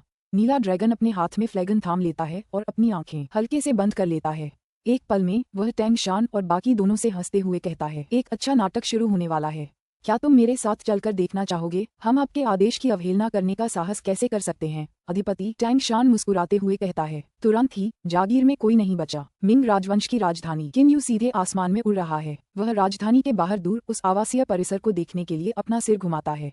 उसे साफ साफ महसूस हो रहा है कि वहाँ काफी जियुक्सियानिस्ट हैं, लेकिन इस बार वह यहाँ मिंग राजवंश के शांगशियान और चाओयांग स्कूल के उस कनिष्ठ गुरु को ढूंढने आया है जिसने उसके पिता का हाथ काट दिया था और उसके गुरु को मार डाला था। शाही महल। किन यू उसके ऊपर हवा में खड़ा है। उसकी पवित्र इंद्रिय क्षण भर में पूरे महल को अपने घेरे में ले लेती है। उसकी पवित्र इंद्रिय की वर्तमान सीमा को देखते हुए वह ये काम आसानी से कर सकता है।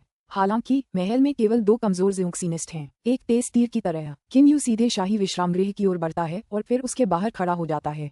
रात के अंधेरे में उसका फड़फड़ाता काला चोगा और उसकी ऊंची हत्या की नीयत उस विश्रामगृह के पहरेदारों को डरा देती है। वे आवाज तक करने की हिम्मत नहीं जुटा पाते। वह अपना दाहिना हाथ आगे बढ़ाता है। आह टिल्डा टिल्डा। सुनहरे पायजामा पहने एक अधेड़ उम्र का आदमी धीरे धीरे विश्रामगृह से बाहर निकलता है और ऐसा लगता है जैसे किसी ने उसका गला घोंट दिया हो। उस आदमी का चेहरा सूजा हुआ, लाल और दहशत से भरा हुआ है। उसके पैर लगातार चल रहे हैं। ऐसा लग रहा है जैसे उसका गला घोंटा जा रहा हो। किन यू अपना दाहिना हाथ पीछे खींच लेता है। अधेड़ उम्र का आदमी तुरंत जमीन पर गिर पड़ता है। तुम कौन हो? झू यान किन यू की ओर इशारा करते हुए भयभीत भाव से पूछता है। अब किन यू के पास बिल्कुल भी समय नहीं है और वह इस झू यान पर समय बर्बाद करने के मूड में भी नहीं है। सुनो, तुम्हारे मिंग राजवंश के शांगशियान कहाँ हैं? चाओयांग स्कूल का जूनियर मास्टर कहाँ है? उसका नाम क्या है? अगर तुम बकवास करोगे तो मर जाओगे। झू यान का पूरा शरीर कांपने से बच नहीं सकता। उसे जरा भी शक नहीं कि सामने वाला उसे मार सकता है। हालांकि उसने इतने सारे जियुक्सियानिस्ट देखे हैं, लेकिन उसने कभी किसी को इतनी भयानक हत्या की नीयत से नहीं देखा। शाही महल में सिर्फ दो शांगशियान बचे हैं। बाकी तीन शांगशियान उस अमरलोक में चले गए हैं। झू यान के माथे पर ठंडा पसीना टपक रहा है, फिर भी वह कहता है, अमरलोक शहर के बाहर का वह आवासीय परिसर है। वहाँ कई हजार जियुक्सियानिस्ट हैं। चाओयांग स्कूल के कनिष्ठ गुरु भी वहाँ हैं। उनका नाम डोंगफांग यू है। भयभीत होकर झू यान अंततः किन यू को सब कुछ बता देता है। बहुत अच्छा। किन यू का शरीर आसमान में उड़ जाता है। वह इतना तेज है कि तुरंत एक ध्वनि धमाका और एक शॉकवेव पैदा करता है। झू यान और उसके आसपास के पहरेदार पल भर में उड़ जाते हैं। उसके सबसे नजदीकी इमारत की छत भी पलट जाती है। जियो हेई और हो फेई हवा में खड़े होकर उस शाही विश्राम गृह को देख रहे हैं। मैंने बड़े भाई को इतना क्रोधित कभी नहीं देखा, जियो हेई ने धीमी और गहरी आवाज में कहा। हो फेई की आंखों में क्रोध की चमक थी। जब बड़े भाई जैसा नेकदिल इंसान इतना गुस्सा करे तो जरूर कोई गंभीर बात हुई होगी। चलो मिश्रित बालों वाली चिड़िया, मैं देखना चाहती हूँ कि कौन इतना दुस्साहसी है। मैं अपनी छड़ी के एक वार से उनका चूरा कर दूंगी। हो फेई हाथ में काली छड़ी लिए हुए है। वह हत्या के इरादे से उबल रहा है। तीनों भाइयों में वह सबसे अधिक हिंसक है। जाना, ऐसा लगता है कि हेयू का हत्या करने का कोई इरादा नहीं है, लेकिन हो फी जानती है कि ठंडा हेयू हत्या के मामले में उससे भी ज्यादा निर्दयी है। इसके अलावा हेयू की हत्या की तकनीकें उससे भी ज्यादा अजीब और क्रूर हैं। राजधानी के बाहर तथाकथित अमरलोक के बाहर किन यू हवा में खड़ा है। उसकी आंखें ठंड से चमक रही हैं। चाओयांग स्कूल, डोंगफेंग यू, मरने के लिए बाहर आओ। उसकी तेज आवाज पूरे आवासीय परिसर में गूंजती है। यहाँ तक कि मिंग राजवंश की राजधानी के लोग भी उसे साफ सुन सकते हैं। राजधानी के सभी शक्तिशाली परिवार और उच्च पदस्थ अधिकारी भयभीत हैं। यहाँ तक कि मिंग राजवंश के शाही महल में भी सभी लोग बेहद भयभीत हैं। कौन इतना घमंडी है? तुमने अभी अपनी कब्र खुद खोद ली। मेरे चाओयांग स्कूल से खिलवाड़ करने की हिम्मत? तुम कौन हो? आवाजों का शोर सुनाई देता है। फिर तरह तरह के छायाचित्र अपनी तलवारों पर उड़ते हुए ऊपर आते हैं। पल भर में आकाश में सैकड़ों छायाचित्र दिखाई देते हैं, लेकिन कई अन्य ज़ियूक्सियानिस्ट अपने अपने निवास स्थानों से उड़ते रहते हैं। जाहिर है ये ज़ियूक्सियानिस्ट इस बात से क्रोधित हैं कि दुश्मन इतनी ढिठाई से उनके द्वार पर आ पहुंचा है। किन यू की आंखें हत्या के इरादे से चमक उठीं। क्योंकि वह क्रोधित है, वह सभी ज़ियूक्सियानिस्टों को मारने में कोई आपत्ति नहीं करेगा। चाओयांग स्कूल का डोंगफोंग यू मरने के लिए बाहर आया है। उसकी आवाज फिर से ऊंची हो गई। सभी ज़ियूक्सियानिस्ट गुस्से से भर गए। उनकी नज़र में उनके सामने हवा में खड़ा यह आदमी बहुत घमंडी है। वे तुरंत उसे कोसने लगे, जिससे शोर मच गया। डोंगफेंग यू मर जाए या तुम सब मर जाओ। किन यू के आखिरी शब्द में उसकी तार्किक ऊर्जा समाहित है। जैसे ही वह कहता है, एक विस्फोट सा होता है। फिर एक भयानक शक्ति पंखे के आकार में सीधे उसके सामने खड़े ज़ियूक्सियानिस्टों की ओर फटती है। यह अप्रत्याशित रूप से एक पल में 1000 से ज्यादा ज़ियूक्सियानिस्टों को खामोश कर देती है। किन यू की आंखों में बस हत्या का इरादा है। उसके मालिक की हत्या हो गई है और उसके पिता और अंकल फेंग दोनों का एक हाथ कट गया है। इसलिए स्वाभाविक रूप से वह पागलों की तरह गुस्से में है। यदि उसके पहले के ज़ियूक्सियनवादियों को यह नहीं पता कि कैसे व्यवहार करना है, तो उनके लिए क्या इंतजार कर रहा होगा। मौत B8C6 का अंत। पुस्तक 8, अध्याय 7, यान रुई, मेरा आदेश 2। इमारतों से तलवारों पर सवार तरह तरह के छायाचित्र उड़ते रहते हैं। आसमान में ज़ियूक्सिनवादियों की संख्या बढ़ती ही जा रही है। हालांकि चाओयांग स्कूल के कनिष्ठ गुरु डोंगफांग यू अभी भी अपने पिता चाओयांग स्कूल के प्रधानाचार्य डोंगफांग नियान के आंगन वाले घर में ठहरे हुए हैं। इस समय किन यू की आवाज सुनकर डोंगफांग यू अपना गुस्सा दबा नहीं पाता। वह बाहर निकलना चाहता है। रुकना! डोंगफेंग नियान अपने कमरे से बाहर भागता है और ठंडे स्वर में चिल्लाता है। डोंगफांग यू एक कदम भी आगे बढ़ने की हिम्मत नहीं जुटा पाता। वह तुरंत पलटकर चिढ़कर कहता है, पिताजी, मुझे नहीं पता कि वह आदमी कौन है, लेकिन उसने मुझे इतने सारे ज़ियूक्सियानिस्टों के सामने सीधे बुलाया और मुझे मार डालना चाहता है। वह बहुत घमंडी और ढीठ है। अगर मैं उसे मारने नहीं आया तो क्या मैं दूसरे ज़ियूक्सियानिस्टों से मिलने की हिम्मत रख पाऊंगा? डोंगफांग नियान ने हालांकि बहुत शांत भाव से कहा, अरे अवज्ञाकारी बेटे, तू क्या जानता है?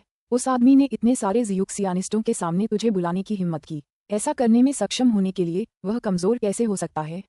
बस यहीं रहो, तुम निश्चित रूप से बाहर नहीं आ सकते। पिताजी, डोंगफोंग यू जल्दी से कहता है। डोंगफेंग यू मर जाए या तुम सब मर जाओ। किन यू का आखिरी शब्द बिजली की तेज गड़गड़ाहट जैसा था, जिससे डोंगफांग यू के चेहरे का रंग बदल गया। वह, जो पहले तो दुश्मन से लड़ने के लिए पर्याप्त आत्मविश्वास रखता था, किन यू के आखिरी शब्द, जो तार्किक ऊर्जा से भरा था, से तुरंत डर गया। तुम यहीं रहो और कहीं और मत जाओ। बाहर इतने सारे ज़ियूक्सियानिस्ट साथी हैं, इसलिए दुश्मन चाहे कितना भी ताकतवर क्यों न हो, वह अंदर नहीं घुस पाएगा। डोंगफांग नियान हुक्म देता है। इसके बाद वह शांति से बाहर निकलता है और आदेश देता है, स्कूल के भतीजे यान यांग, जल्दी से जाकर रेवरेंड यान जू को स्थिति की अध्यक्षता करने के लिए आमंत्रित करो। हाँ, प्रधानाध्यापक। कमरे के बाहर यान यांग तुरंत रेवरेंड यान जू के निवास स्थान की ओर दौड़ता है। डोंगफांग नियान के चेहरे पर एक हल्की सी ठंडी मुस्कान है। रेवरेंड यान शू और हजारों ज़ियूक्सियानिस्ट उसके पीछे हैं, तो उसे किस बात का डर? बिना देर किए वह अपनी तलवार पर हाथ जोड़कर खड़ा हो जाता है और शांति से आकाश में उड़ जाता है। सचमुच उसका व्यवहार एक ग्रैंडमास्टर जैसा विशिष्ट है। मैं चाओयांग संप्रदाय का डोंगफांग नियान हूँ। मेरे साथी ज़ियूक्सियानिस्ट, क्या मैं पूछ सकता हूँ कि आप हमारे यहाँ इतने बड़े पैमाने पर क्यों आए हैं? आपको पता होना चाहिए कि यह पिंगलाई अमर क्षेत्र के रेवरेंड यान जू द्वारा बुलाए गए ज़ियूक्सियानिस्टों का निवास स्थान है। मेरे बेटे और आपके बीच चाहे जो भी झगड़ा हो, रेवरेंड यान जू के क्षेत्र, इस जगह पर सिर्फ शोर मचाकर आपने यहाँ के सभी साथी ज़ियूक्सियानिस्टों और रेवरेंड यान जू का कुछ ज्यादा ही अनादर किया है। डोंगफेंग नियान ने ऊंची और स्पष्ट आवाज में कहा। किन यू ने उस पर अपनी नजरें घुमाईं। वह अपनी तलवार पर हाथ रखे खड़ा है। उसकी लंबी दाढ़ी लहरा रही है और उसका शियुक्सियन चोगा लहरा रहा है, जिससे वह अमर लोगों जैसा वैभव दिखा रहा है। इसके विपरीत किन यू हत्या के इरादे से भरा हुआ है और उसका काला चोगा पूरी तरह से खुला और फड़फड़ा रहा है, जिससे वह एक दुष्ट देवता जैसा लग रहा है। डोंगफांग नियान। किन यू उसे घूरता है। तुम जरूर डोंगफांग यू के पिता होगे। तुम बहुत वाकपटू हो। मुझे उम्मीद नहीं थी कि तुम रेवरेंड यान जू पर यह बात थोपोगे, लेकिन आज मुझे डोंगफांग यू को मारना ही होगा। तुम उसे सौंपोगे या नहीं? किन यू को पता ही नहीं कि डोंगफांग यू कौन है। उसने उसे कभी देखा ही नहीं है और न ही उसकी आभा को पहचानता है। हालांकि अब वह डोंगफांग नियान को उसके सामने मारना चाहता है। उसे कम से कम पहले ये तो पता लगाना ही होगा कि डोंगफांग यू कौन है, वरना डोंगफांग यू अंततः बच निकलेगा, जिससे उसकी हत्या बेकार हो जाएगी। हाँ, डोंगफांग नियान अपना चेहरा ऊपर की ओर करके जोर से हंसता है। मेरे साथी ज़ियूक्सियानिस्ट, मैंने तुम्हें बहुत कुछ बताया है, लेकिन तुम अभी भी इतने घमंडी हो। ये जगह मेरे और बाकी जियूक्सियानिस्ट साथियों के लिए रहने का स्थान है। हम रेवरेंड यानजू के आदेश पर यहाँ आए हैं, लेकिन तुमने हमारे सामने वाले दरवाजे पर हंगामा मचा दिया है और मुझसे मेरा बेटा भी सौंपने को कहा है। एक पीले कपड़े पहने बूढ़ा आदमी जोर से डांटता है। तुम अकेले हो पर बहुत घमंडी हो। तुमने हमारे बारे में बहुत कम सोचा है। किम यू ने थोड़ा भौहें चढ़ाईं। बकवास बंद करो। उसकी आंखों में ठंडक चमक रही थी। मैं तुमसे सिर्फ एक सवाल पूछता हूँ, सौंपोगे या नहीं? अगर सौंपोगे तो मैं सिर्फ डोंगफांग यू को मार डालूंगा। अगर नहीं तो जो भी मुझे रोकने की कोशिश करेगा मैं उसे मार डालूंगा। वह इन लोगों पर समय बर्बाद करने के मूड में बिल्कुल नहीं है, इसलिए उसने बिना देर किए अपनी चेतावनी दे दी। जब तुम अकेले हो तो इतना घमंड मत करो। मेरे चाओयांग स्कूल के 1000 शिष्य और यहाँ मौजूद दूसरे जियूक्सियानिस्ट तुम्हें कैसे परेशानी खड़ी करने दे सकते हैं? डोंगफांग नियान ठिठुरते हुए हंसता है, लेकिन उसे मन ही मन शक होता है। ओह, स्कूल का भतीजा यान यांग रेवरेंड यानशू को बुलाने के लिए जाने के बाद वापस क्यों नहीं आया? और अगर उसने उसे बुलाया भी नहीं तो रेवरेंड यानशू इतने बड़े हंगामे के बीच देखने क्यों नहीं आए? डोंगफेंग नियान को नहीं पता कि रेवरेंड यानजू क्यों नहीं आए हैं, लेकिन फिलहाल वह बिल्कुल भी चिंतित नहीं है। यद्यपि शत्रु शक्तिशाली है फिर भी वह अकेला है। काका, बड़े भाई, उनसे बात करने में समय बर्बाद मत करो। बस उन सबको सीधे मार डालो। बहुत समय हो गया है जब मैंने आखिरी बार खून का स्वाद चखा था। अचानक एक गूंजती हुई आवाज गूंजती है। तभी हो फी का काला रूप अचानक किन यू के बगल में प्रकट होता है। इस बीच हे यू किन यू के दूसरी ओर प्रकट होता है। अभी हो फी और हे यू अंधेरे में देख रहे थे। जब उन्होंने देखा कि किन यू कार्रवाई करना चाहता है तो वे बाहर आ गए। शियुयाओइस्ट, हे यू और हो फी के शरीर पर राक्षसी आभा का तुरंत पता लगाया जाता है। डोंगफंग नियान का गुस्सा तुरंत भड़क उठा। वह चिल्लाया, मेरे साथी जियूक्सियानिस्ट, हमारे सामने जो 3 लोग हैं वे अप्रत्याशित रूप से जियुयाओवादी हैं। हम हजारों लोग यहाँ इकट्ठा हुए हैं, लेकिन ये 3 जियुयाओवादी हमें ऐसे देख रहे हैं जैसे हम कुछ भी नहीं है और जो भी उन्हें रोकने की कोशिश करेगा उसे जान से मारने की धमकी दे रहे हैं। उनकी बेइज्जती हद से ज्यादा हो गई है। इन जैसे छोटे जियुयाओवादी भी हंगामा करने की हिम्मत करते हैं। मेरे साथी जियूक्सियानिस्ट, मैं जुन्यांगजी, इन 3 लोगों को सबसे पहले मारने की कसम खाता हूँ। एक तीखे जुबान वाले जियूक्सियानिस्ट ने जोर से कहा। ये तीक्ष्ण भाषी जियूक्सियानिस्ट फिर कार्रवाई में आगे आता है। अन्य जियूक्सियानिस्ट भी कार्रवाई के लिए तैयार हैं। ये दृश्य देखकर डोंगफंग नियान एक हल्की सी मुस्कान के साथ खुद को रोक नहीं पाता। टकराना, एक छड़ी की छाया आकाश से उतरती है। तीक्ष्ण भाषी जियूक्सियानिस्ट, जो युवानयन अवस्था के अंतिम चरण में पहुंच चुका है, बिना किसी प्रतिरोध के उस काली छड़ी से कुचला जाता है। उसका रक्त और मांस चारों दिशाओं में बिखर जाता है। छड़ी की ऊर्जा से उसकी आत्मा चकनाचूर हो जाती है और हो फी झपट्टा मारकर उसकी युवानयन पकड़ लेता है। काका, मेरे सामने घमंडी होने की हिम्मत मत करना, स्वर्गीय युवानयन बोना। हो फेई जोर से हंसता है और फिर अचानक अपनी पकड़ मजबूत कर लेता है, जिससे उसकी हथेली में मौजूद युवानयन अचानक फट जाती है। युवानयन के अंतिम चरण में पहुंची इस युवानयन के विस्फोट से उसके शरीर को कोई नुकसान नहीं पहुंचता। स्तब्ध सभी जियूक्सियानिस्ट जो अभी अभी कार्रवाई के लिए तैयार थे हक्के बक्के रह गए। हो फेई बहुत ताकतवर है। युवानयन के उत्तरार्ध के शिक्सियानिस्ट पहले से ही कुछ छोटे संप्रदायों के नंबर 1 विशेषज्ञ हैं। चाओयांग संप्रदाय जैसे बड़े संप्रदाय में भी नंबर 1 विशेषज्ञ केवल प्रारंभिक डोंगक्सु अवस्था में ही है। कुल मिलाकर केवल शिक्सियानिस्टों के केंद्र पेंगलाई अमर क्षेत्र में ही अधिक शक्तिशाली विशेषज्ञ हैं। हालांकि पेंगलाई अमर क्षेत्र यहाँ से बहुत दूर है। अब तक आए सभी जियूक्सियानिस्ट यहाँ से कई लाख ली के दायरे में रहते हैं, इसलिए उनमें से सबसे शक्तिशाली केवल डोंगफांग नियान के ही स्तर के हैं। हु टिल्डर टिल्डर टिल्डर टिल्डर टिल्डर। क्षितिज से हवा में अनगिनत आवाजें आ रही हैं, मानो कोई प्रचंड तूफान आ रहा हो। क्या ये तीरों की बारिश है? शायद सिर्फ इंसान ही ऐसा सोचेगा। वहां मौजूद जियूजीनिस्टों को एहसास हो गया कि ये आवाजें जियूजहेनिस्टों द्वारा तेज रफ्तार से तलवारें चलाने की वजह से आ रही हैं। वे जियूजेनिस्ट एक बड़े क्षेत्र पर घनी तरह से कब्जा कर लेते हैं और आकाश को ढक लेते हैं। डोंगफांग नियान और बाकी जियूक्सियानिस्ट जियुयाओवादियों के उस समूह को देखते हैं जो दूर से उनकी ओर उड़ रहे हैं। वे दुश्मनों की संख्या का अंदाजा नहीं लगा सकते, लेकिन एक साधारण अवलोकन के बाद वे बता सकते हैं कि दुश्मनों की संख्या उनसे ज्यादा है और उससे भी बदतर काफी हद तक। शियुयाओइस्ट, ये शियुयाओइस्ट हैं। कुछ शियूक्सिनिस्ट तुरंत चिल्लाना शुरू कर देते हैं। सभी जियूक्सियानिस्टों के चेहरे का रंग तेजी से बदल जाता है। कुछ ही देर पहले 3 जियुआइस्ट प्रकट हुए थे और अब अन्य जियुआइटों का एक बड़ा समूह प्रकट हो गया है। कोई भी व्यक्ति जिसके पास थोड़ी भी बुद्धि हो इन दोनों घटनाओं के बीच संबंध स्थापित कर सकता है। जियुयाओवादी एक वर्गाकार संरचना में अनगिनत काली चमकों की तरह व्यवस्थित ढंग से जमीन पर उतरते हैं, जो 10 कंपनियों की अलग अलग संरचनाओं का एक संयोजन है। उनके आगे 4 संरक्षक हैं, जिनमें यान रूई अग्रणी है। टावर मास्टर 10,000 रक्षक एक घुटने पर बैठ जाते हैं, जबकि यान रूई और अन्य रक्षक झुकते हैं। टावर मास्टर, गार्डों की एक सेना। जियुयाओवादी, ये स्टेलर टावर है। उच्च स्थिति वाले जियूक्सियनवादियों को तुरंत एहसास हो गया कि वे कौन हैं। ये जियूक्सियानिस्ट इस जगह से कई लाख ली के दायरे में रहते हैं और किन्यू कई करोड़ ली के दायरे वाले जल क्षेत्र को नियंत्रित करता है। इसलिए ये कहा जा सकता है कि इन जियूक्सियानिस्टों के अधीन आने वाले सभी जल क्षेत्र किन्यू के नियंत्रण में हैं। इसलिए इन स्कूल के नेताओं को इस तारकीय मीनार के बारे में जरूर पता होगा। आखिरकार पानी के नीचे की जियुयाओ दुनिया में केवल स्टेलर टॉवर के पास ही एक रक्षक सेना है और वह टॉवर मास्टर की उपाधि का उपयोग करता है। जियुक्सियानिस्ट जो अभी अभी मनोबल से भरे हुए थे अब पूरी तरह से भयभीत हैं। हे भगवान, तार्किया मीनार में कैसी शक्ति है। इसकी तुलना पेंगलाई अमर क्षेत्र से की जा सकती है, किसी भी तरह से कम नहीं। अगर वे इसका विरोध करते हैं तो शायद मीनार के स्वामी को बस एक आदेश देने की जरूरत होगी और उसके रक्षकों की विशाल सेना समुद्र की तलहटी से उड़कर उनके स्कूलों और ठिकानों को नष्ट कर देगी। डोंगफांग नियान को अब पता चल गया है कि स्थिति भी खराब है। तार्किया मीनार, मुझे उम्मीद नहीं थी कि यह तार्किया मीनार होगी। फिर न सिर्फ मेरे चाओयांग स्कूल के द्वीप के आसपास का पानी तार्किया मीनार के नियंत्रण में है, बल्कि सिर्फ एक आदेश देकर शायद वह मेरे चाओयांग स्कूल की नींव भी तुरंत नष्ट कर सकता है। वह घबरा गया है, इसलिए जल्दी से कहता है, तारिका स्वामी। हालांकि किम यू के पास उसे मौका देने का धैर्य नहीं है। स्वर्ग में मेरे स्वामी की आत्मा को शांति देने के लिए चाओयांग स्कूल के सभी 1000 लोगों को मार डालो, किसी को भी मत छोड़ो।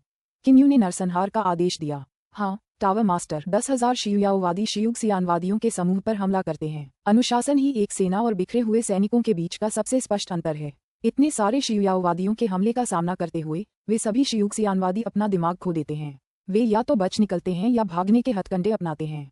यहाँ तक कि जो जवाबी हमला करते हैं वे भी अस्त व्यस्त हैं, कुछ मंत्रों का इस्तेमाल कर रहे हैं, कुछ उल्टी तलवारों का, और एक तो लाल रेशम का एक लंबा टुकड़ा भी लहरा रहा है।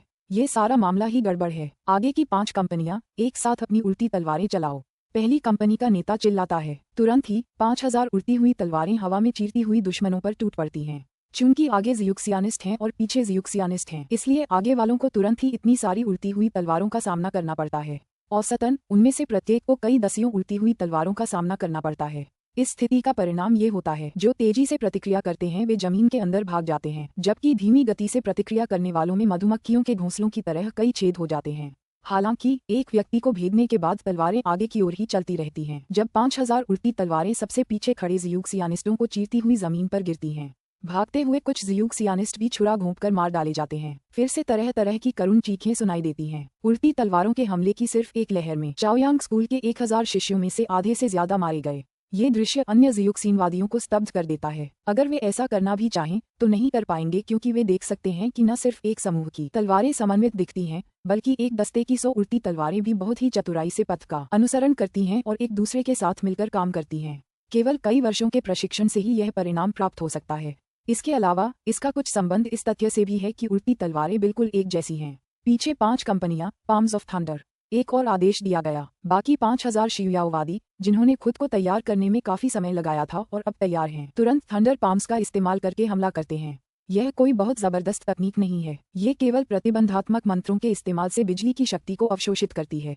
एक थंडर पाम नगण्य है, लेकिन 5000 थंडर पाम्स के बारे में क्या ख्याल है। बूम बूम बूम बूम लगातार धमाके सुनाई दे रहे हैं। रेवरेंड यानजू अभी तक क्यों नहीं आए हैं। इस समय रेवरेंड यानजू के निवास स्थान में रेवरेंड यानजू, रेवरेंड हुओ तियान और रेवरेंड डिफेंग चाय पी रहे हैं और एजियो ड्रैगन के साथ बातचीत कर रहे हैं। अधिपति नीला ड्रैगन, आपने हमारे चारों ओर एक प्रतिबंधात्मक जादू कर दिया है ताकि कोई हमारी आवाज न सुन सके, लेकिन आप तो बस हमसे बातें ही कर रहे हैं। वह कौन सी गुप्त बात है जिसके बारे में आप असल में बात करना चाहते हैं। रेवरेंड हुओ तियान कुछ अधीर हो गए हैं। कुछ समय पहले नीला ड्रैगन आया और बोला कि वह एक गुप्त बात पर चर्चा करना चाहता है।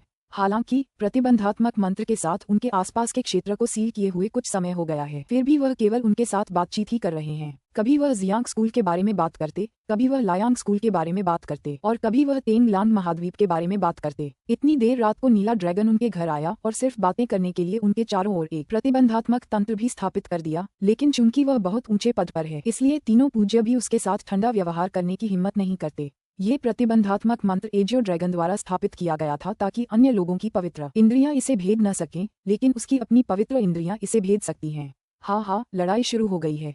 अच्छा, बहुत बढ़िया, कमाल है। ओह, जियुक्सियानिस्ट वाकई बहुत कमजोर हैं।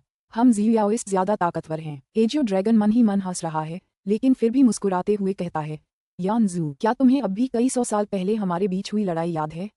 उस लड़ाई को याद करके सच में रेवरेंड यानजू भी थोड़ा सा भौहें चढ़ाते हैं। वह इतनी देर रात यहाँ आए और केवल इन मूर्खतापूर्ण चीजों के बारे में बात करने के लिए प्रतिबंधात्मक व्यवस्था की। Boom boom boom boom. अचानक जोरदार झटकों की आवाजें आती हैं और पूरी जमीन हिलने लगती है। उन चारों के चाय के प्याले नीचे गिर जाते हैं। प्रतिबंधात्मक मंत्र शोर को तो रोक सकता है, लेकिन 5000 पाम्स ऑफ थंडर से होने वाला कंपन वाकई बहुत तेज होता है, बिल्कुल भूकंप जैसा। कोई फायदा नहीं। रेवरेंड यान जू अचानक उठ खड़े होते हैं। रेवरेंड हुओ तियान और रेवरेंड डी फेंग दोनों के चेहरे का रंग बदल जाता है। तीनों तुरंत एजियो ड्रैगन को घूरते हैं। वे जानते हैं कि बाहर जरूर कुछ गंभीर हुआ होगा और एजियो ड्रैगन सिर्फ उनका ध्यान भटकाने के लिए यहाँ आया है। हा हा। नीला ड्रैगन अपना पेट पकड़े हुए जोर से हंसता है। ये बहुत मजेदार है। यान जू, मैं तुम्हें एक बात बताऊं, बाहर लड़ाई बहुत जोरदार है। अरे, उस बेचारे बच्चे की युवानयन तलवार से भेद दी गई है। इस समय नीला ड्रैगन अपनी पवित्र इंद्रियों से बाहर चल रही भीषण लड़ाई देख रहा है। तीनों पूज्य अब एजियो ड्रैगन से बात करने के मूड में नहीं हैं। वे बिना देर किए बाहर निकल जाते हैं। फिर एक साथ 3 उड़ती हुई तलवारें निकलती हैं। टकराना। तलवारों ने तुरंत ही प्रतिबंधात्मक जादू को काट डाला। हालांकि यह एजियो ड्रैगन द्वारा रचा गया एक प्रतिबंधात्मक मंत्र है, फिर भी तीनों पूज्यों ने मिलकर पूरी ताकत झोंक दी और स्वाभाविक रूप से एक ही चाल में सफल हो गए। फिर वे हवा में चीरते हुए युद्ध भूमि की ओर दौड़ पड़े। हालांकि एजियो ड्रैगन इत्मीनान से आगे बढ़ता है और बुदबुदाता है, क्या टैंग शान और बाकियों ने पानी को और गंदा कर दिया है? ये बहुत मजेदार है, पहले से ही बहुत मजेदार। 3 धुंधली किरणें चमक रही हैं। एक सुनहरी किरण की तरह है, एक काली छड़ी की तरह है और एक काली रोशनी है। इनमें से हे यू जिस काली रोशनी में तब्दील हो गया है वह अजीब है, क्योंकि जब वह किसी आदमी से होकर गुजरती है तो वह आदमी तुरंत मर जाता है। इस तरह कई जियूक्सियानिस्ट एक के बाद एक गिरते हैं। कुछ ही देर में ये 3 धुंधली किरणें 100 से ज्यादा जियूक्सियानिस्टों को मार चुकी हैं। इसके बाद वे रुक जाते हैं और किन यू, हो फी और हे यू में बदल जाते हैं। बस बहुत हो गया भाई टैंग शान। किन यू टेंग शान को देखता है और उदासीनता से कहता है। टैंग शान और उसके अधीन दोनों रक्षक जोर से हंस पड़े। टैंग शान ने कहा, ये जियूक्सियानिस्ट कौन है? टावर मास्टर किन यू, मैं इन्हें बर्दाश्त नहीं कर सकता। मैं तो बस इन्हें सबक सिखाने में आपकी मदद कर रहा था। पहले तो किन यू सिर्फ चाओयांग स्कूल के शिष्यों को मारने के लिए तैयार था, लेकिन तेंग शान और उसके 2 अधीनस्थ संरक्षकों ने अप्रत्याशित रूप से स्टेलर टॉवर के शियुयाओवादी होने का नाटक किया और दूसरे स्कूलों के शियूक्सियानवादियों को मार डाला। पूरा मामला तुरंत ही गड़बड़ा गया। इसलिए किन यू और उसके दोनों भाइयों के पास गांठ काटने के लिए तुरंत कार्रवाई करने के अलावा कोई विकल्प नहीं बचा। कुछ ही समय में आधे से अधिक शियाक्सियानिस्टों की मृत्यु हो गई, जो कि 2000 से अधिक है। हालांकि शुरुआत में कई महीने पहले यहाँ केवल 2000 जियूक्सियानिस्ट आए थे। उसके बाद से लगातार और जियूक्सियानिस्ट यहाँ आते रहे हैं और इस प्रकार यहाँ जियूक्सियानिस्टों की संख्या लगभग 4000 तक पहुँच गई है। अब जबकि उनमें से आधे से ज्यादा मर चुके हैं, जियूक्सियानिस्टों की शक्ति को भारी नुकसान हुआ है। इसके विपरीत किन यू के नेतृत्व में जियूयाओवादियों ने एक दूसरे की देखभाल के लिए संरचनाओं का उपयोग किया है, इसलिए उन्होंने केवल 10 कुछ लोगों को खोया है। एक सेना और विघटित सेना के बीच यही अंतर है। भाई टैंग शान, इतने लंबे समय के बाद भी रेवरेंड यान जू अभी तक नहीं आए हैं। उन्हें अधिपति एजियो ड्रैगन द्वारा रोका जाना चाहिए था, है ना? किन यू ने उदासीन मुस्कान के साथ कहा। टैंग शान और उसके 2 अभिभावकों को एजियो ड्रैगन को देखे बिना देखकर किन यू को पहले ही पता चल गया कि क्या हो रहा है। टैंग शान ने हा हा करके हंस दिया। किन यू अपना सिर घुमाकर डोंगफांग नियान की ओर देखता है, जिसकी शक्ति पर मुहर लग चुकी है। हालांकि इस समय डोंगफांग नियान ऐसा लग रहा है जैसे वह हार मानने के बजाय मरना पसंद करेगा। किन यू को अपनी ओर देखते हुए देखकर वह पूछता है, क्यों तुम मुझे आशा की एक किरण क्यों नहीं देते? ऐसा इसलिए है क्योंकि मुझे तुमसे कुछ कहने की जरूरत नहीं है। किन यू उसकी ओर चलती है। डोंगफांग नियान कहता है, क्या तुम मेरे बेटे को मारना नहीं चाहते? तुम्हें मेरे चाओयांग स्कूल को क्यों नष्ट करना है? अगर तुम मेरे चाओयांग स्कूल को नष्ट न करने पर सहमत हो तो मैं तुम्हें तुरंत बता दूंगा कि मेरा बेटा कहाँ है।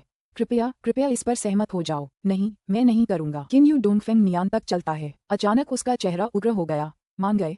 तुम चाहते हो कि मैं मान जाऊं? तुम्हारे बेटे ने मेरे मालिक पर नरमी बरतने के बजाय उसे क्यों मार डाला? और तुम्हारे बेटे ने तो तिरस्कार में मेरे पिता और अंकल फेंग का एक हाथ काटने की भी हिम्मत की। ठीक है, तुम्हारा चाओयांग स्कूल इतना बड़ा है कि डोंगफांग यू या किसी और का रुतबा ऊंचा है, जबकि मेरे पिता का रुतबा कम है। मेरे मालिक की जान बेकार है। किन यू की हत्या की मंशा अचानक उभर आती है। भाड़ में जाओ डोंगफेंग नियान, सपने देखना बंद करो। तुम्हारे बेटे ने मेरे गुरु को मार डाला और मेरे पिता और चाचा का हाथ काट दिया।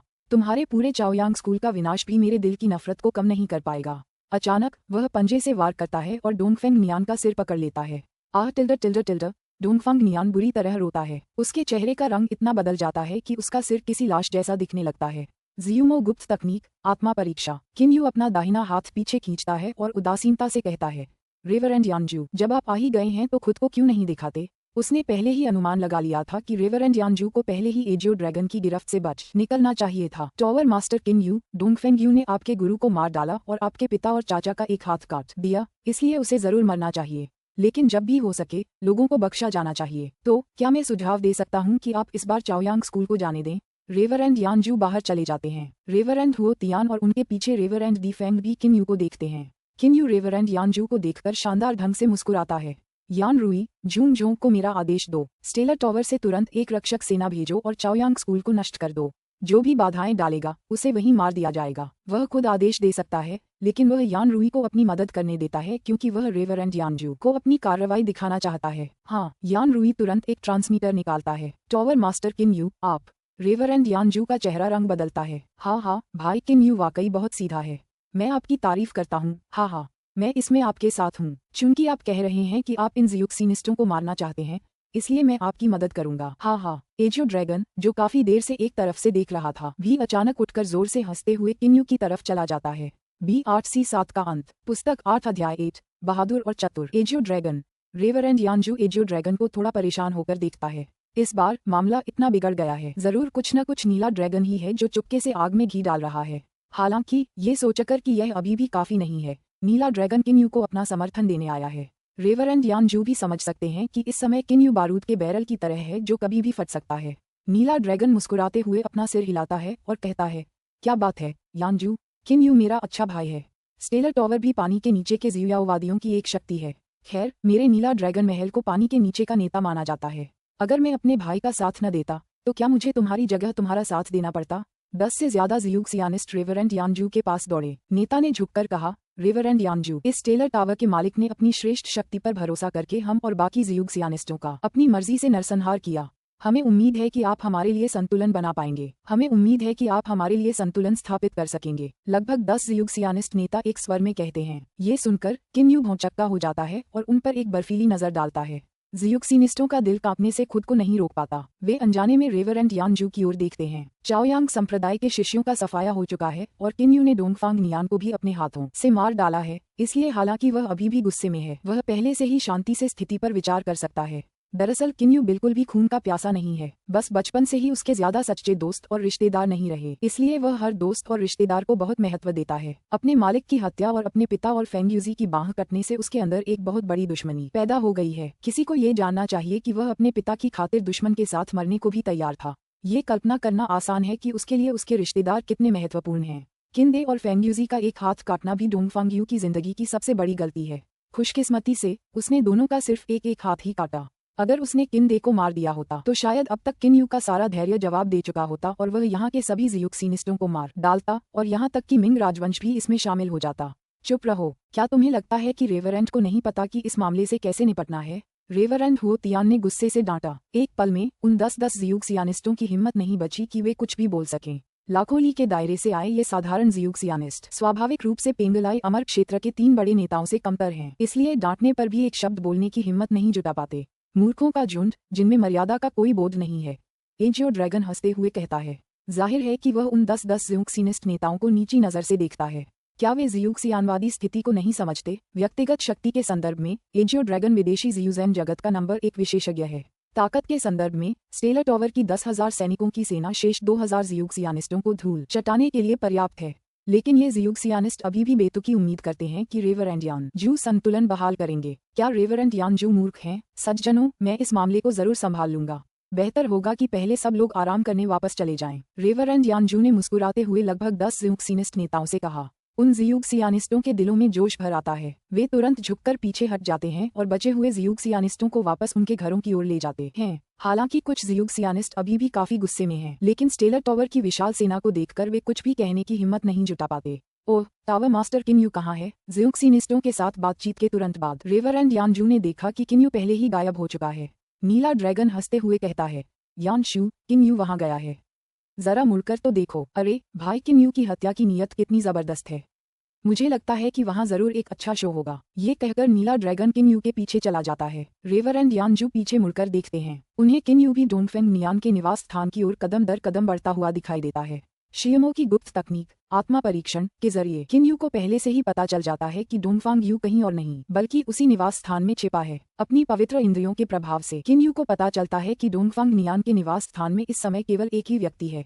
वह व्यक्ति प्रारंभिक युवानयंग अवस्था में है और उसके शरीर के अंदर की तात्विक ऊर्जा चाओयांग संप्रदाय की विशिष्ट है। इसके अलावा वह डोंगफांग नियान से काफी मिलता जुलता दिखता है।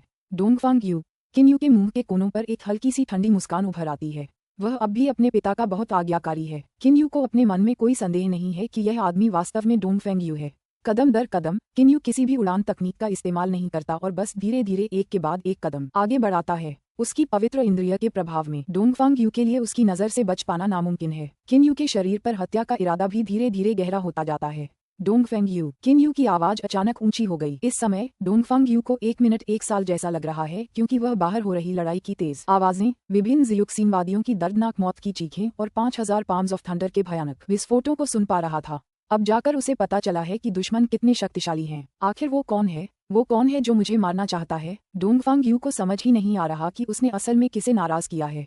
उसका मानना है कि वह अपनी जिंदगी बहुत चतुराई से जी रहा है, क्योंकि उसने कभी किसी भी बड़े से बड़े व्यक्ति का अनादर करने की हिम्मत नहीं की। ऐसे व्यवहार से वह किसी को कैसे नाराज कर सकता है? डोंगफांग यू समझ ही नहीं पा रहा है। लड़ाई की आवाजें बंद हो गई हैं, लेकिन डोंगफेंग यू और भी अधिक भयभीत है। क्या सब खत्म हो गया? नतीजा क्या है? पिताजी मुझे नतीजा बताने वापस क्यों नहीं आए? क्या ऐसा हो सकता है कि मेरा चाओयांग स्कूल हार गया हो और पिताजी भी हार गए हों? बिल्कुल नहीं, ये बिल्कुल नामुमकिन है। उसके माथे पर ठंडा पसीना आ रहा है और वह खुद से बात करते हुए बार बार सिर हिला रहा है। वह इस आंगन वाले घर से आधा कदम भी बाहर निकलने की हिम्मत नहीं कर सकता।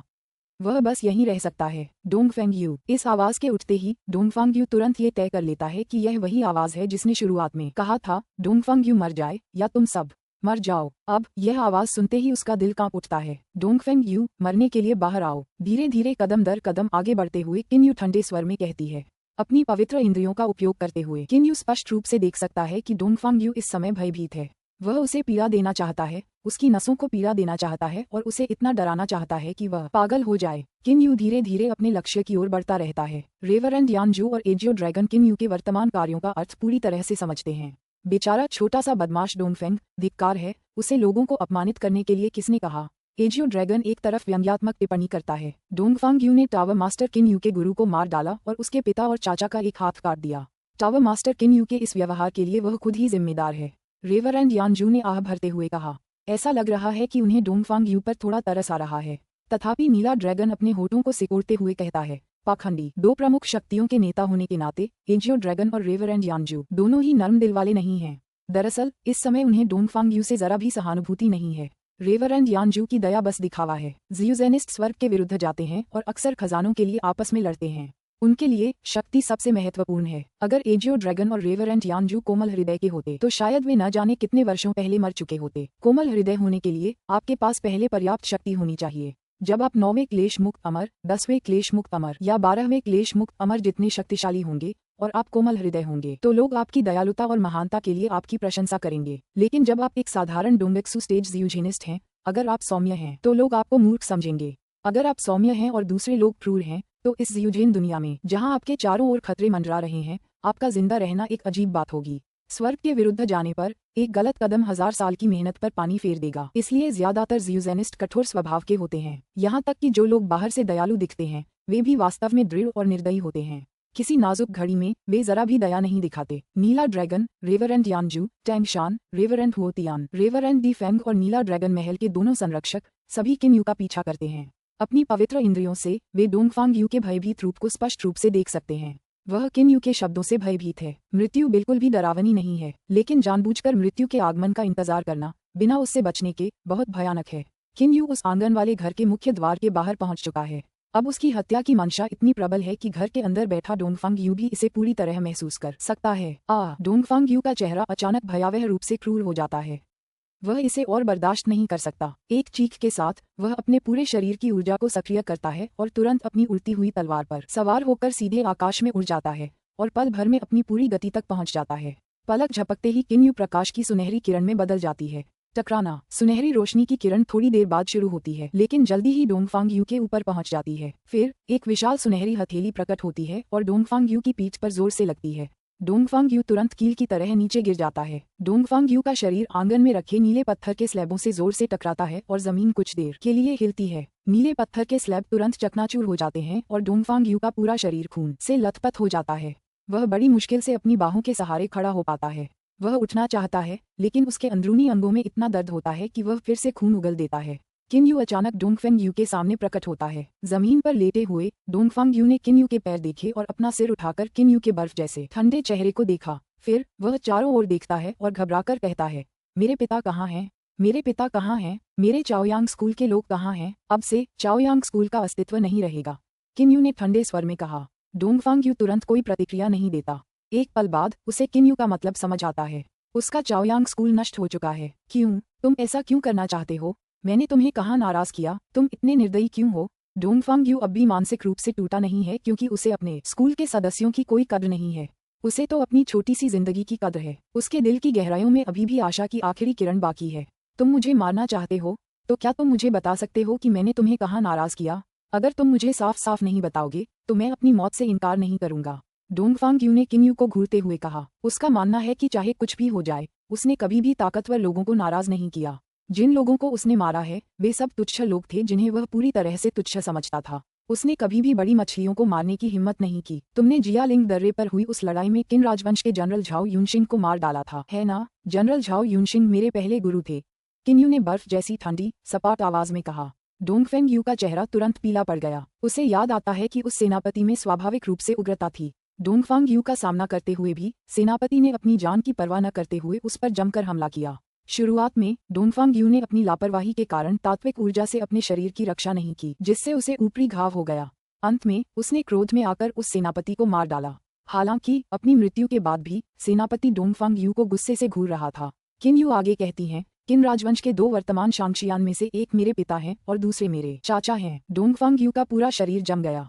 उसकी आंखें धुंधली हो गईं। कैसे? डोंगफांग यू बुदबुदाता है। उसकी आंखें बेजान हो जाती हैं। अब उसके बचने की कोई उम्मीद नहीं बची है। किन यू के हाथ में एक सुनहरी रोशनी टिमटिमा रही है। प्रकाश की कई किरणें डोंगफांग यू के शरीर में प्रवेश करती हैं और उसकी युवानयन को पूरी तरह से सील कर देती हैं। किन यू की वर्तमान शक्ति को देखते हुए डोंगफांग यू के लिए सील तोड़ने का कोई मौका नहीं है। संरक्षक लियांग टैन, आप 100 सैनिकों की एक टुकड़ी लेकर इस डोंगफांग यू को वापस राजधानी ले जाएं, ताकि मेरे पिता और भाई इससे निपट सकें और आप सभी के लिए आवास का प्रबंध कर सकें। किन यू सीधे आदेश देता है। आंगन वाले घर के बाहर 4 संरक्षकों में से संरक्षक लियांग टैन बिना देर किए आदेश का पालन करता है। महाराज, शहर के बाहर अमरलोक में भीषण युद्ध छिड़ गया है। अमरलोक में रहने वाले बहुत से शांगशियाई लोग पहले ही मर चुके हैं। झू यान के पास खड़ा एक बूढ़ा हिजड़ा आदरपूर्वक कहता है। इस समय झू यान का आचरण उस अपमानजनक आचरण से पूरी तरह अलग है जो उसने किन यू द्वारा पकड़े जाने के समय अपनाया था। बहुत से लोग मारे गए हैं। क्या उस काले वस्त्रधारी आदमी ने अकेले ही यह सब किया होगा? वह भौहें चढ़ाकर कहता है। बूढ़ा खोजी कहता है, नहीं, वह ऐसा नहीं कर सकता था। शहर के द्वार की मीनारों से देख रहे विशेषज्ञों के अनुसार शुरुआत में उस काले वस्त्रधारी व्यक्ति ने अकेले ही युद्ध की चुनौती दी थी, लेकिन बाद में बड़ी संख्या में शांगशियाई लोग आ गए। उन्होंने पूरा आकाश ही ढक दिया। शांगशियाई लोगों का वह समूह उन शांगशियाई लोगों से संख्या में कहीं ज्यादा था जिनका हमने पहले स्वागत किया था, लेकिन वे शांगशियाई लोग काले वस्त्रधारी व्यक्ति के पक्ष में थे। झू यान समझता है। बूढ़ा खोजी आगे कहता है। काले वस्त्रधारी उस आदमी ने फिर एक आदेश दिया जिसके कारण अमरलोक में अनगिनत शांगशियाई मारे गए। महाराज, क्या आप जानते हैं कि उस समय अनगिनत बिजली गिरी थी? उस दृश्य ने शहर के फाटकों पर खड़े सभी अधिकारियों और सैनिकों को बुरी तरह डरा दिया था। वह काले वस्त्र वाला शांगशियान अब कहाँ है? झू यान थोड़ा भौहें चढ़ाकर पूछता है। बूढ़ा खोजी कहता है, वह काले वस्त्रधारी शांगशियान अभी भी अमरलोक में है। शहर के प्रवेश द्वार से देख रहे विशेषज्ञों के अनुसार अमरलोक के नेता, जो कि वे पूज्य या कुछ और हैं, बाद में प्रकट हुए और काले वस्त्रधारी व्यक्ति से थोड़ी बातचीत की। अब तक वह काले वस्त्रधारी व्यक्ति अमरलोक में प्रवेश कर चुका है। ओह, झू यान सोचता है। बूढ़ा हिजड़ा एक शब्द भी बोलने की हिम्मत नहीं जुटा पाता। मिंग राजवंश पतन की ओर बढ़ रहा था, लेकिन झू यान के शासनकाल में उसकी शाही शक्ति में भारी वृद्धि हुई। हालांकि झू यान सुंदर महिलाओं के प्रति आसक्त था और उसने भ्रष्ट कपटी अधिकारियों का भी इस्तेमाल किया था, फिर भी उसके साम्राज्य की शक्ति लगातार बढ़ती गई और उसकी सेना भी लगातार मजबूत होती गई। अमरलोक की यात्रा की तैयारी करो। मैं इस काले वस्त्रधारी शांगशियान से फिर मिलना चाहता हूँ। झू यान ने अचानक आदेश दिया। महाराज, बूढ़ा खोजे को गहरा सदमा लगा। महाराज, ये काले वस्त्र वाला आदमी वही चोर है जिसने शाही विश्रामगृह को नुकसान पहुंचाया था। उसकी शक्ति इतनी भयानक है। हो, झू यान ने ठंडी आवाज में कहा और बूढ़े हिजड़े की ओर बर्फ जैसी ठंडी नजर डाली। हिजड़े का दिल धड़क उठा। तुरंत वह कुछ और कहने की हिम्मत नहीं जुटा पाता और आदेश मान लेता है। ये बूढ़ा हिजड़ा झू यान के अधीन गुप्त सेना का नेता है। वह एक विशेषज्ञ है जो जियांटियन स्तर के शिखर पर पहुंच चुका है, लेकिन फिर भी उसे झू यान के सामने संभलकर चलना पड़ता है।